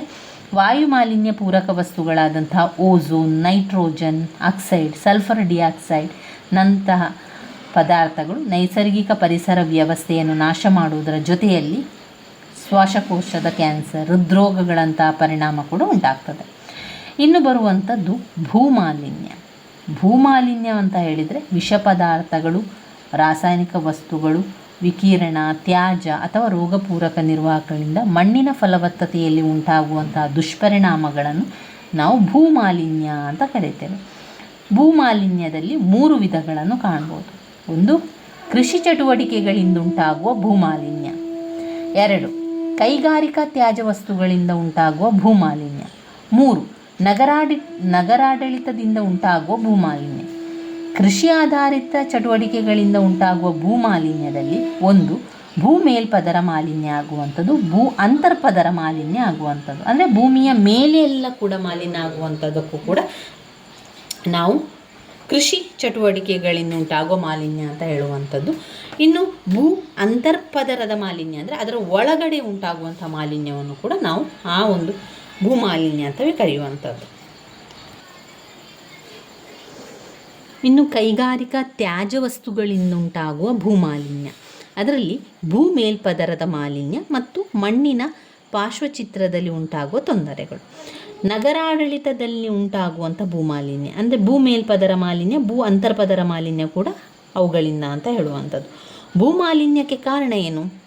ಭೂಮಾಲಿನ್ಯಕ್ಕೆ ಎಲ್ಲ ಒಂದು ಮಾಲಿನ್ಯಕ್ಕೆ ಯಾವ ರೀತಿ ಕಾರಣ, ಅದು ಭೂಮಾಲಿನ್ಯಕ್ಕೂ ಕೂಡ ಅದೇ ಕಾರಣ. ಅಂದರೆ ರಾಸಾಯನಿಕ ಗೊಬ್ಬರ ಬಳಸುವಂಥದ್ದು, ಮಿತಿಮೀರದ ಬಳಕೆ, ಕೀಟನಾಶಕ ಬಳಸುವಂಥದ್ದು, ಕಳೆನಾಶಕಗಳನ್ನು ಉಪಯೋಗಿಸುವುದು, ವಾತಾವರಣದಲ್ಲಿ ತ್ಯಾಜ್ಯವನ್ನು, ಈ ರೀತಿಯಾಗಿ ಇದೆಲ್ಲ ಕೂಡ ನಾವು ಮಾಲಿನ್ಯಕ್ಕೆ ಬಳಸುವಂಥದ್ದು. ಘನತ್ಯಾಜ್ಯ ವಸ್ತುವಿನ ಉತ್ಪಾದನೆ, ಅರಣ್ಯ ನಾಶ ಮಾಡ್ತಾ ಇದ್ದೇವೆ, ಮಣ್ಣಿನ ಸವಕಳಿ ಮಾಡ್ತವೆ, ಇದೆಲ್ಲವೂ ಕೂಡ ಒಂದು ಮಾಲಿನ್ಯಕ್ಕೆ ಕಾರಣವಾಗಿರುವಂಥದ್ದು. ಅದು ಭೂಮಾಲಿನ್ಯ ಆಗಿರ್ಬೋದು, ಜಲಮಾಲಿನ್ಯ ಆಗಿರ್ಬೋದು, ಹಾಗೇ ವಾಯುಮಾಲಿನ್ಯ, ಎಲ್ಲದಕ್ಕೂ ಕೂಡ ಅದು ಮುಖ್ಯವಾದ ಕಾರಣಗಳಾಗಿರ್ತದೆ. ಇನ್ನು ಭೂಮಾಲಿನ್ಯದ ದುಷ್ಪರಿಣಾಮಗಳು ನೋಡಿದರೆ ಕೃಷಿ ಚಟುವಟಿಕೆಗಳಲ್ಲಿ ತೊಂದರೆ, ಮಣ್ಣಿನ ಫಲವತ್ತತೆ ಕುಗ್ಗುವುದು, ಸಾರಜನಕ ಪ್ರಮಾಣದ ಕೊರತೆಯಾಗುವಂಥದ್ದು, ಮಣ್ಣಿನ ಸವಕಳಿ, ಮಣ್ಣಿನ ಪೋಷಕಾಂಶಗಳ ಕೊರತೆ, ಬೆಳೆಗಳ ಇಳಿಮುಖ, ಸಸ್ಯ ಹಾಗೂ ಪ್ರಾಣಿ ಜೀವಿಗಳ ಅಸಮತೋಲನ. ಕೈಗಾರಿಕಾ ಚಟುವಟಿಕೆಗಳಲ್ಲಿ ಏನಾಗ್ತದೆ ತೊಂದರೆಗಳು? ಅಂತರ್ಜಲ ಮಾಲಿನ್ಯ, ಜೀವ ಪರಿಸ್ಥಿತಿಯಲ್ಲಿ ಅಸಮತೋಲನ, ವಿಷ ಅನಿಲಗಳ ಹೊರಸೂಸುವಿಕೆ, ವಿಕಿರಣಶೀಲ ವಸ್ತುಗಳಿಂದ ಉಂಟಾಗುವ ಅನಾರೋಗ್ಯ, ಹೆಚ್ಚಿದ ದ್ರವಣಾಂಶ, ಇಳಿಮುಖವಾದ ಅರಣ್ಯ ಪ್ರದೇಶ. ನಗರದ ಮೇಲೆ ಉಂಟಾಗುವ ಪರಿಣಾಮ ಏನು? ಕೊಳಚೆ ನೀರಿನ ಹರಿವಿನಲ್ಲಿ ಅಡಚಣೆ, ಸಾರ್ವಜನಿಕ ಆರೋಗ್ಯ ಸಮಸ್ಯೆ, ಅವರ ಕುಡಿಯುವ ನೀರಿನಲ್ಲಿ ಮಲಿನತೆ, ದುರ್ವಾಸನೆ, ವಿಷ ಅನಿಲಗಳ ಬಿಡುಗಡೆ, ತ್ಯಾಜ್ಯ ನಿರ್ವಹಣೆ ಸಮಸ್ಯೆ. ಭೂಮಾಲಿನ್ಯದ ವಸ್ತುವನ್ನು ತಡೆಗಟ್ಟುವ ವಿಧಾನಗಳೇನು? ಹೇಗೆ ತಡೆಗಟ್ಟಬಹುದು? ರಾಸಾಯನಿಕ ಗೊಬ್ಬರಗಳನ್ನು ಕಡಿಮೆ ಪ್ರಮಾಣದಲ್ಲಿ ಬಳಸುವುದು ಭೂಮಾಲಿನ್ಯವನ್ನು ತಡೆಗಟ್ಟಬಹುದು. ಮುಖ್ಯವಾಗಿ 3 ವಿಧಾನಗಳ ಬಳಕೆಯಿಂದ ಭೂಮಾಲಿನ್ಯತೆಯನ್ನು ತಡೆಗಟ್ಟಬಹುದು. ಒಂದು, ಮಿತಿಗೊಳಿಸುವಂಥದ್ದು. ಪುನರ್ಬಳಕೆ ಮತ್ತು ಪುನರುತ್ಪಾದನೆಯಿಂದ ಭೂಮಿಯ ಮೇಲಿನ ತ್ಯಾಜ್ಯ ವಸ್ತುವಿನ ಪ್ರಮಾಣವನ್ನು ಕಡಿಮೆ ಮಾಡುವಂಥದ್ದು. ಬೆಳೆಗಳಿಗೆ ರಾಸಾಯನಿಕ ಗೊಬ್ಬರ ಬದಲಾಗಿ ಜೈವಿಕ ಗೊಬ್ಬರವನ್ನು ಹಾಕುವಂಥದ್ದು. ಗಾಜು, ಪ್ಲಾಸ್ಟಿಕ್ ಚೀಲ, ಪೇಪರ್, ಬಟ್ಟೆ ಇತ್ಯಾದಿಗಳಂಥ ದಿನನಿತ್ಯ ವಸ್ತುಗಳ ಪುನರ್ಬಳಕೆ ಮಾಡಿಕೊಳ್ಳುವಂಥದ್ದು. ಪೇಪರ್, ಪ್ಲಾಸ್ಟಿಕ್, ಗಾಜುಗಳಂಥ ವಸ್ತುಗಳನ್ನು ಪುನರುತ್ಪಾದನೆ ಮಾಡುವುದರಿಂದ ನೈಸರ್ಗಿಕ ಸಂಪನ್ಮೂಲಗಳನ್ನು ಸಂರಕ್ಷಿಸಬಹುದು. ಅರಣ್ಯನಾಶದಿಂದ ಉಂಟಾಗುವ ಮಣ್ಣಿನ ಸವಕಳಿಯಂಥ ಚಟುವಟಿಕೆಯನ್ನು ಮರ ಬೆಳೆಸುವುದರ ಮೂಲಕ ಮಿತಿಗೊಳಿಸಿ ಕೈಗಾರಿಕೆ ಹಾಗೂ ನಿತ್ಯ ಉಪಯೋಗಿ ವಸ್ತುಗಳ ಸದ್ಬಳಕೆಯಿಂದಾಗಿ ಘನತ್ಯಾಜ್ಯ ವಸ್ತುವನ್ನು ನಿರ್ವಹಣೆ ಮಾಡ್ಬೋದು. ಇನ್ನು ಬರುವಂತಹ ಒಂದು ಮಲಿನತೆ ಅದು ಶಬ್ದ ಮಾಲಿನ್ಯ. ವೆರಿ ಇಂಪಾರ್ಟೆಂಟ್ ಆಗಿರುವಂಥ ಒಂದು ಮಾಲಿನ್ಯ ಶಬ್ದ ಮಾಲಿನ್ಯ. ಇದನ್ನು ಹಲವು ಬಾರಿ ಪ್ರಶ್ನೆ ಪತ್ರಿಕೆಯಲ್ಲಿ ಕೇಳಿದ್ದಾರೆ. ತುಂಬಾ ಅದು ಅಂದರೆ ನಾವು ಜನರಲ್ ಆಗಿ ಬರಿತಾ ಹೋಗ್ಬೋದು. ಶಬ್ದ ಮಾಲಿನ್ಯ ಅಂದರೆ ನಮ್ಮ ಸುತ್ತಮುತ್ತಲು ಶಬ್ದದಲ್ಲಿ ಉಂಟಾಗುವ ಮಾಲಿನ್ಯತೆ, ಅಂದರೆ ಕರ್ಕಶ ಸ್ವರವನ್ನು ಕೇಳುವಂಥದ್ದು, ಸ್ವರಗಳ ಏರಿಳಿತ ಉಂಟಾಗುವಂಥದ್ದು, ಇದು ಮಾಲಿನ್ಯತೆ, ಶಬ್ದಕ್ಕೆ ಉಂಟಾಗುವ ಮಾಲಿನ್ಯತೆ ಆಗಿರ್ತದೆ. ಅವುಗಳು ಯಾವ ರೀತಿ ಬರ್ತದೆ, ಯಾವ ರೀತಿ ಅದನ್ನು ತಡೆಗಟ್ಬೋದು ಎನ್ನುವಂಥದ್ದನ್ನೆಲ್ಲ ನಾವು ಬರಿತಾ ಹೋಗಬೇಕು. ಒಂದು ಸ್ವಲ್ಪ ಯೋಚನೆ ಮಾಡಿದರೆ ನಮಗೆ ಜನರಲ್ ಆಗಿ ಬರಿತಾ ಹೋಗ್ಬೋದು. ಶಬ್ದ ಮಾಲಿನ್ಯತೆ ಅಂದರೆ ಕೇಳಲು ಕರ್ಕಶವಾದ ಅಥವಾ ಕೇಳಲಾಗದ ಶಬ್ದದಿಂದ ಉಂಟಾಗುವಂಥ ಪರಿಣಾಮವನ್ನು ಶಬ್ದ ಮಾಲಿನ್ಯ ಅಂತ ಹೇಳ್ಬೋದು. 20,000 to 20,000 ಸೂಚಿ ಆವೃತ್ತಿಯ ಒಳಗಿನ ಶಬ್ದವನ್ನು ಆಲಿಸಬಹುದು. ಇದಕ್ಕಿಂತ ಹೆಚ್ಚು ಆವೃತ್ತಿ ಹೆಚ್ಚಾದಲ್ಲಿ ಅಂತಹದನ್ನು ಶಬ್ದ ಮಾಲಿನ್ಯ ಅಂತ ಕರಿತೇವೆ. ಶಕ್ತಿ ಮಾಲಿನ್ಯವಾಗಿದ್ದು ಕೆರಳಿಸುವ, ಹಾಳು ಮಾಡುವ, ಉದ್ವೇಗಗೊಳಿಸುವ ಪ್ರಕ್ರಿಯೆ ಕೂಡ ಎನ್ನಬಹುದು ಶಬ್ದ ಮಾಲಿನ್ಯವೆನ್ನುವಂಥದ್ದು. ಸಾಮಾನ್ಯ ಶಬ್ದ ದುರ್ಬಳಕೆ ಮಟ್ಟ ಪರಿಸರದ ವ್ಯವಸ್ಥೆಯಲ್ಲಿ ಆಲಿಸಬಹುದಾದ ಶಬ್ದ, ಎಲೆಗಳ ಅಲ್ಲಾಡುವಿಕೆ, ಪ್ರಸರಣ ಕೇಂದ್ರ, ರಾತ್ರಿ ವೇಳೆಯಲ್ಲಿ ಮಲಗುವ ಕೊಠಡಿ, ಗ್ರಂಥಾಲಯ, ಕಚೇರಿ, ಇದೆಲ್ಲ ಕೂಡ ಅದರಲ್ಲಿ ಬರ್ತದೆ. ಶಬ್ದ ನಿಯಂತ್ರಣ ತಂತ್ರಜ್ಞಾನವನ್ನು ಈ ರೀತಿ ಮಾಡ್ಬೋದು. ಮೂಲಾಧಾರಿತ ನಿಯಂತ್ರಣ, ಪ್ರಸರಣ ಆಧಾರಿತ ನಿಯಂತ್ರಣ, ರಕ್ಷಣಾತ್ಮಕ ಸಾಧನಗಳ ಬಳಕೆ. ಶಬ್ದ ಮಾಲಿನ್ಯಕ್ಕೆ ಕಾರಣ ಏನು? ಒಂದು, ನಾವು ವಾಸ ಮಾಡುವ ಸ್ಥಳ, ಮತ್ತೊಂದು ಕೈಗಾರಿಕೆ ಚಟುವಟಿಕೆ. ವಾಸಸ್ಥಳ ಮತ್ತು ಕೈಗಾರಿಕೆ ಚಟುವಟಿಕೆ. ವಾಸಸ್ಥಳದಲ್ಲೇನು? Mixer, pressure cooker, washing machine, fan, vacuum cleaner, ದೂರವಾಣಿ, ಧ್ವನಿವರ್ಧಕ, ಪಟಾಕಿ, ಸಿಡಿಮದ್ದು, ರೋಡ್ ರೋಲರ್, ಕಾಂಕ್ರೀಟ್ ಮಿಕ್ಸರ್, ಕಟ್ಟಡ ಕಾರ್ಯ, ಇದೆಲ್ಲ ಕೂಡ ವಾಸಸ್ಥಳದಲ್ಲಿ ಮಾಲಿನ್ಯ ಉಂಟಾಗುವಂಥದ್ದು. ಇನ್ನು ಕೈಗಾರಿಕಾ ಚಟುವಟಿಕೆಗಳಲ್ಲಿ ಮಾಲಿನ್ಯ, ಮೋಟಾರ್ ವಾಹನಗಳು, ರೈಲ್ವೆ, ವಿಮಾನಯಾನ, ಹೆಚ್ಚಾಗಿ ಶಬ್ದ ಮಾಲಿನ್ಯ ಉಂಟಾಗುವಂಥದ್ದು ಅಲ್ಲಿ. ಇದರ ಪರಿಣಾಮ ಏನು? ಅತಿಯಾದ ಶಬ್ದಗಳು, ಪಟಾಕಿ ಸಿಡಿಸುವಿಕೆಯಿಂದ, ಗಾಜು ಹೊಡೆಯುವುದು, ಶಬ್ದ ಮಾಲಿನ್ಯದಿಂದ ಮನುಷ್ಯನ ಆರೋಗ್ಯದ ಮೇಲೂ ಕೂಡ ಅನೇಕ ದುಷ್ಪರಿಣಾಮ ಬೀರ್ತದೆ. ಕಿವುಡುತನ, ಅಂಗವಿಕಲತೆ, ಅಧಿಕ ರಕ್ತದೊತ್ತಡ, ಹೃದ್ರೋಗ, ಕೆಲವು ಮಾನಸಿಕ ಸಮಸ್ಯೆಗಳಾದ ಸಿಡುಕುತನ, ಉದ್ವೇಗ, ಒತ್ತಡ, ನಿರಾಸೆ, ನರ ದೌರ್ಬಲ್ಯ, ಮುಂಗೋಪ, ಸಂವೇದನಾ ಸಮಸ್ಯೆ, ನಿದ್ರಾಹೀನತೆಯಂಥ ಹಲವು ಸಮಸ್ಯೆಗಳು ಉಂಟಾಗ್ತದೆ. ಶಬ್ದ ಮಾಲಿನ್ಯವನ್ನು ತಡೆಗಟ್ಟುವ ವಿಧಾನ ಹೇಗೆ? ಶಬ್ದ ಮಾಲಿನ್ಯವನ್ನು ಆರಂಭದ ಹಂತದಲ್ಲಿ ಮಿತಗೊಳಿಸಬಹುದು. ಕಾನೂನು ಚೌಕಟ್ಟಿನ ಮೂಲಕ ನಿಷೇಧ ಹೇರಬಹುದು.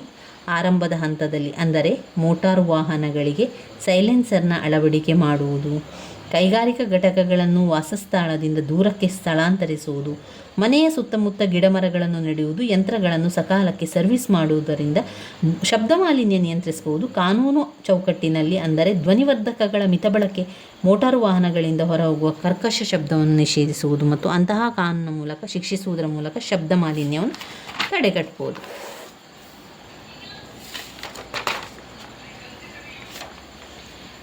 ಪರಿಸರ ಸಂರಕ್ಷಣೆ ಮಾಡುವಂಥದ್ದು, ಪರಿಸರ ಮಾಲಿನ್ಯವನ್ನು ನಿಯಂತ್ರಣವನ್ನು ತಡೆಗಟ್ಟುವಂಥದ್ದು. ಮಾಲಿನ್ಯ, ಅರಣ್ಯ ನಾಶ ಮತ್ತು ನೈಸರ್ಗಿಕ ಸಂಪನ್ಮೂಲಗಳ ಅತಿಕ್ರಮಣದಿಂದಾಗಿ ನಮ್ಮ ಸುಂದರವಾದ ಪರಿಸರ ನಾಶವಾಗುತ್ತಾ ಇದೆ. ಈ ಸಂದರ್ಭದಲ್ಲಿ ನೈಸರ್ಗಿಕ ಪರಿಸರವನ್ನು ಮುಂದಿನ ಪೀಳಿಗೆಗಾಗಿ ಕಾಯ್ದಿರಿಸಿಕೊಂಡು ಹೋಗಬೇಕು, ಸಂರಕ್ಷಿಸಬೇಕು. ಇದೆಲ್ಲ ನಮ್ಮ ಕರ್ತವ್ಯ. ಪರಿಸರ ಸಂರಕ್ಷಣೆ ಕಾಯ್ದುಕೊಳ್ಳುವ ರೀತಿಯನ್ನು 2 ವಿಧಾನ ವಿಂಗಡಿಸಬಹುದು. ಒಂದು, ನೈಸರ್ಗಿಕ ಸಂರಕ್ಷಣೆ, ವನ್ಯಜೀವಿ ಸಂರಕ್ಷಣೆ. ಅರಣ್ಯ ಸಂಪನ್ಮೂಲಗಳನ್ನು ಪುನರ್ ಅರಣ್ಯೀಕರಣ ಮತ್ತು ನವ ಅರಣ್ಯೀಕರಣಗೊಳಿಸುವ ಮೂಲಕ ಸಂರಕ್ಷಿಸುವುದು. ಪುನರ್ ಅರಣ್ಯೀಕರಣವನ್ನು ನಾಶವಾದ ಅರಣ್ಯ ಜಾಗದಲ್ಲಿ ಮಾಡುವುದು ಮತ್ತು ನವ ಅರಣ್ಯಗಳ ಜಾಗದಲ್ಲಿ ಮಾಡುವುದು. ನವ ಅರಣ್ಯೀಕರಣವನ್ನು ನೂತನವಾದ ಸ್ಥಳದಲ್ಲಿ ಬಂಜರು ಭೂಮಿಯಲ್ಲಿ ಸಸಿ ನೆಡುವುದರ ಮೂಲಕ ಅರಣ್ಯವನ್ನು ಸಂರಕ್ಷಿಸುವುದು. ಲೋಹಗಳ ಪುನರ್ಬಳಕೆ ಮಾಡುವುದರಿಂದ ಖನಿಜ ಸಂಪನ್ಮೂಲಗಳನ್ನು ಸಂರಕ್ಷಿಸಬಹುದು.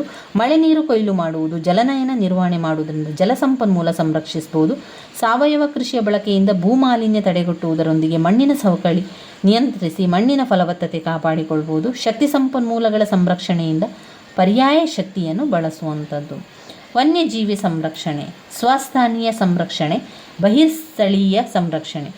ಸ್ವಸ್ಥಾನೀಯ ಸಂರಕ್ಷಣೆ, ಜಲಮಾಲಿನ್ಯಗಳನ್ನು ಅವುಗಳ ನೈಸರ್ಗಿಕ ಸ್ಥಳದಲ್ಲಿ ರಕ್ಷಿಸುವುದು, ರಾಷ್ಟ್ರೀಯ ಉದ್ಯಾನವನ, ವನ್ಯಜೀವಿ ಸಂರಕ್ಷಣಾ ವಲಯ.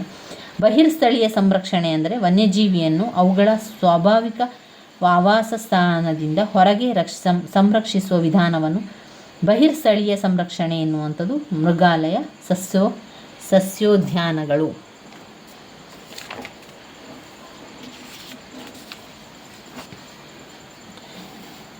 ಇಲ್ಲಿ ನಾನೊಂದು ಬರ್ಕೊಂಡಿರುವಂಥದ್ದು ಹಳೆಯ ಪ್ರಶ್ನೆ ಪತ್ರಿಕೆಯಲ್ಲಿ ಬಂದಿರುವಂತಹ ಒಂದು ಪ್ರಶ್ನೆ. ಪರಿಸರ ಮಾಲಿನ್ಯ ನಿಯಂತ್ರಣದ ಕ್ರಮಗಳೇನು?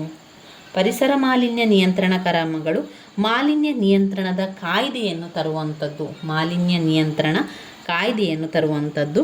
2, ಕೈಗಾರಿಕೆಗಳಿಂದ ಹೊರಬರುವಂತಹ ರಾಸಾಯನಿಕಗಳು, ಅನುಪಯುಕ್ತ ತ್ಯಾಜ್ಯ ವಸ್ತುಗಳು ಮಾಲಿನ್ಯವನ್ನು ನೀರಿಗೆ ಮತ್ತು ಮಣ್ಣುಗಳಿಗೆ ಸೇರದಂತೆ ಮಾಡುವುದು.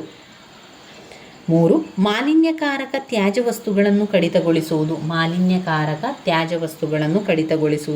4, ರಾಷ್ಟ್ರೀಯ ಮಾಲಿನ್ಯ ನಿಯಂತ್ರಣ ದಿನವನ್ನು ಡಿಸೆಂಬರ್ 2ರಂದು ಆಚರಿಸಲಾಗುತ್ತದೆ.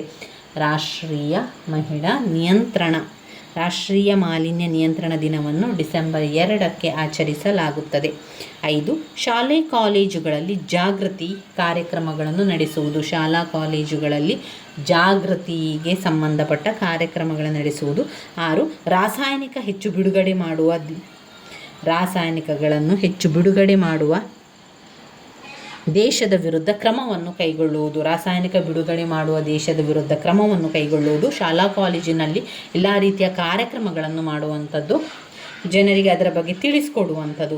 ರಾಷ್ಟ್ರೀಯ ಮಾಲಿನ್ಯ ನಿಯಂತ್ರಣ ದಿನವನ್ನು ಡಿಸೆಂಬರ್ 22ರಂದು ಆಚರಿಸ್ತೇವೆ. ಮಾಲಿನ್ಯಕಾರಕ ತ್ಯಾಜ್ಯ ವಸ್ತುಗಳನ್ನು ಕಡಿತಗೊಳಿಸುವುದು. ಮಾಲಿನ್ಯಕಾರಕವಾದ ತ್ಯಾಜ್ಯ ವಸ್ತುಗಳನ್ನು ಕಡಿತಗೊಳಿಸುವುದು. ಕೈಗಾರಿಕೆಗಳಿಂದ ಹೊರಬರುವಂತಹ ರಾಸಾಯನಿಕ ಅನುಪಯುಕ್ತ ತ್ಯಾಜ್ಯ ಮಾಲಿನ್ಯವನ್ನು ನೀರಿಗೆ, ಮಣ್ಣುಗಳಿಗೆ ಸೇರದಂತೆ ಮಾಡುವುದು. ಮತ್ತು ಮಾಲಿನ್ಯ ನಿಯಂತ್ರಣ ಕಾಯ್ದೆ ಇವಿಷ್ಟು ನಾವು ಓದಿರುವಂಥದ್ದು ಪರಿಸರ ಅಧ್ಯಯನದಿಂದ ಬಂದಿರುವಂತಹ ಮುಖ್ಯವಾದಂತಹ ಪ್ರಶ್ನೆಯಾಗಿದೆ. ಪದೇ ಪದೇ ರಿಪೀಟ್ ಆಗಿರುವಂತಹ ಪ್ರಶ್ನೆಗಳನ್ನಷ್ಟೇ ನಾನಿಲ್ಲಿ ನಿಮಗೆ ತಿಳಿಸ್ಕೊಟ್ಟಿರುವಂಥದ್ದು. ಪರಿಸರ ಅಧ್ಯಯನ ಅರ್ಥ, ವ್ಯಾಖ್ಯೆ, ಪ್ರಾಮುಖ್ಯತೆ, ಆಮೇಲೆ ಪರಿಸರ ವ್ಯವಸ್ಥೆ, ಜೈವಿಕ ಅಜೈವಿಕ ಅಂಶ ಘಟಕಗಳ ಬಗ್ಗೆ, ಆಮೇಲೆ ನಾವು ಪರಿಸರ ಮಾಲಿನ್ಯ ಎಂದರೇನು, ಪರಿಸರ ಮಾಲಿನ್ಯದ ವ್ಯಾಖ್ಯಾನೆ, ವಾಯು ಮಾಲಿನ್ಯ, ಜಲ ಮಾಲಿನ್ಯ, ಭೂ ಮಾಲಿನ್ಯ, ಶಬ್ದ ಮಾಲಿನ್ಯಕ್ಕೆ ಕಾರಣ ಮತ್ತು ಪರಿಣಾಮಗಳನ್ನು ತಿಳಿಸುವಂಥದ್ದು, ಪರಿಸರ ಮಾಲಿನ್ಯ ನಿಯಂತ್ರಣದ ಕ್ರಮಗಳನ್ನು ಬರೆಯುವಂಥದ್ದು, ಪರಿಸರ ಮಾಲಿನ್ಯ ನಿಯಂತ್ರಣ ಕ್ರಮಗಳನ್ನು ಬರೆಯುವಂಥದ್ದು. ನಿಮಗೆ ಒಂದು ವೇಳೆ ನಿಮ್ಮಲ್ಲಿ ಟೆಕ್ಸ್ಟ್ ಬುಕ್ ಇದ್ದರೆ ನೀವು ಟೆಕ್ಸ್ಟ್ ಬುಕ್ಕಲ್ಲಿ ಓದ್ಕೊಳ್ಳಿ. ಟೆಕ್ಸ್ಟ್ ಬುಕ್ ಇಲ್ಲ ಅಂತಾದರೆ ಕೆಲವೊಂದು ಪದೇ ಪದೇ ರಿಪೀಟ್ ಆಗಿರುವ ಪ್ರಶ್ನೆಗಳ ಉತ್ತರವನ್ನು ಗೂಗಲಲ್ಲಿ ಕೂಡ ಹುಡುಕಬಹುದು. ಇನ್ನು ಕೆಲವೊಂದಷ್ಟು ಪ್ರಶ್ನೆಗಳ ವಿವರಣೆ ನಿಮಗೆ ಮತ್ತಷ್ಟು ಬೇಕು, ಇನ್ನಷ್ಟು ವಿಚಾರಗಳು ನಿಮಗೆ ತಿಳ್ಕೊಳ್ಬೇಕು ಅಂತಾದರೆ ನೀವು KSOU ಅವರ ವೆಬ್ಸೈಟಲ್ಲಿ ಅಲ್ಲಿ ಹೋಗಿ ನಮಗೆ ಬೇಕಾಗಿರುವಂಥ ವಿಚಾರವನ್ನು ಹಾಕ್ಕೊಳ್ಬೋದು. ಇಲ್ಲಾಂತಾದರೆ ಗೂಗಲಲ್ಲಿ ಸರ್ಚ್ ಮಾಡಿ ಅದರ ಉತ್ತರವನ್ನು ಹುಡುಕಿ ನೀವು ಬರ್ಕೊಳ್ಬೋದು. ಇಲ್ಲದಿದ್ದರೆ ನಾನು ಇದರ ಅನೇಕ ವಿಡಿಯೋಗಳನ್ನು ಮಾಡಿದ್ದೇನೆ. ಪರಿಸರ ಅಧ್ಯಯನಕ್ಕೆ ಸಂಬಂಧಪಟ್ಟಂತೆ EVSಗೆ ಭಾರತ ಸಂವಿಧಾನ, ಮಾನವ ಹಕ್ಕು ಮತ್ತು ಪರಿಸರ ಅಧ್ಯಯನದಿಂದ ನಾನು ಅದರಲ್ಲಿ ಏನು ಮಾಡಿದ್ದೇನೆ, ಪರಿಸರ ಅಧ್ಯಯನದ ಪ್ರಶ್ನೆಗಳನ್ನು, ಮುಖ್ಯವಾದಂತಹ ಪ್ರಶ್ನೆಗಳನ್ನು, ವೆರಿ ವೆರಿ ಇಂಪಾರ್ಟೆಂಟ್ ಆಗಿರುವಂಥ ಪ್ರಶ್ನೆಗಳನ್ನು ಈಗಾಗಲೇ ನಿಮಗೆ ವಿಡಿಯೋವನ್ನು ಮಾಡಿ ಹಾಕಿದ್ದೇನೆ. ಅದೆಲ್ಲ ಕೂಡ ಪ್ಲೇ ಲಿಸ್ಟಲ್ಲಿದೆ. ಇದರಲ್ಲಿ ಕೂಡ ಈ ಒಂದು ವಿಡಿಯೋದಲ್ಲಿ ಸಂಪೂರ್ಣವಾಗಿ ಪರಿಸರ ಅಧ್ಯಯನದ ಭಾಗವನ್ನೇ ನಾನು ಕವರ್ ಮಾಡಿರುವಂಥದ್ದು. ಅದನ್ನೇ ಓದಿದ್ದಾಯಿತು. ಮುಂದಿನ ದಿನಗಳಲ್ಲಿ ಸಂಪೂರ್ಣ ಮಾನವನ ಹಕ್ಕುಗಳ ಬಗ್ಗೆ ಕೂಡ ತಿಳಿಸ್ಕೊಡ್ತೇನೆ. ನಂತರ ಸಂಪೂರ್ಣ ಭಾರತ ಸಂವಿಧಾನ ಬಗ್ಗೆ ಕೂಡ ನಾನು ನಿಮಗೆ ತಿಳಿಸ್ಕೊಡ್ತೇನೆ. ನನ್ನ ವಿಡಿಯೋಸ್ ಎಲ್ಲ ನಿಮಗೆ ಇಷ್ಟ ಆಗಿದ್ದರೆ ಲೈಕ್ ಕೊಡಿ, ಶೇರ್ ಮಾಡಿ, ಸಬ್ಸ್ಕ್ರೈಬ್ ಮಾಡಲಿಕ್ಕೆ ಮರಿಬೇಡಿ ಸ್ನೇಹಿತರೆ. ಧನ್ಯವಾದಗಳು.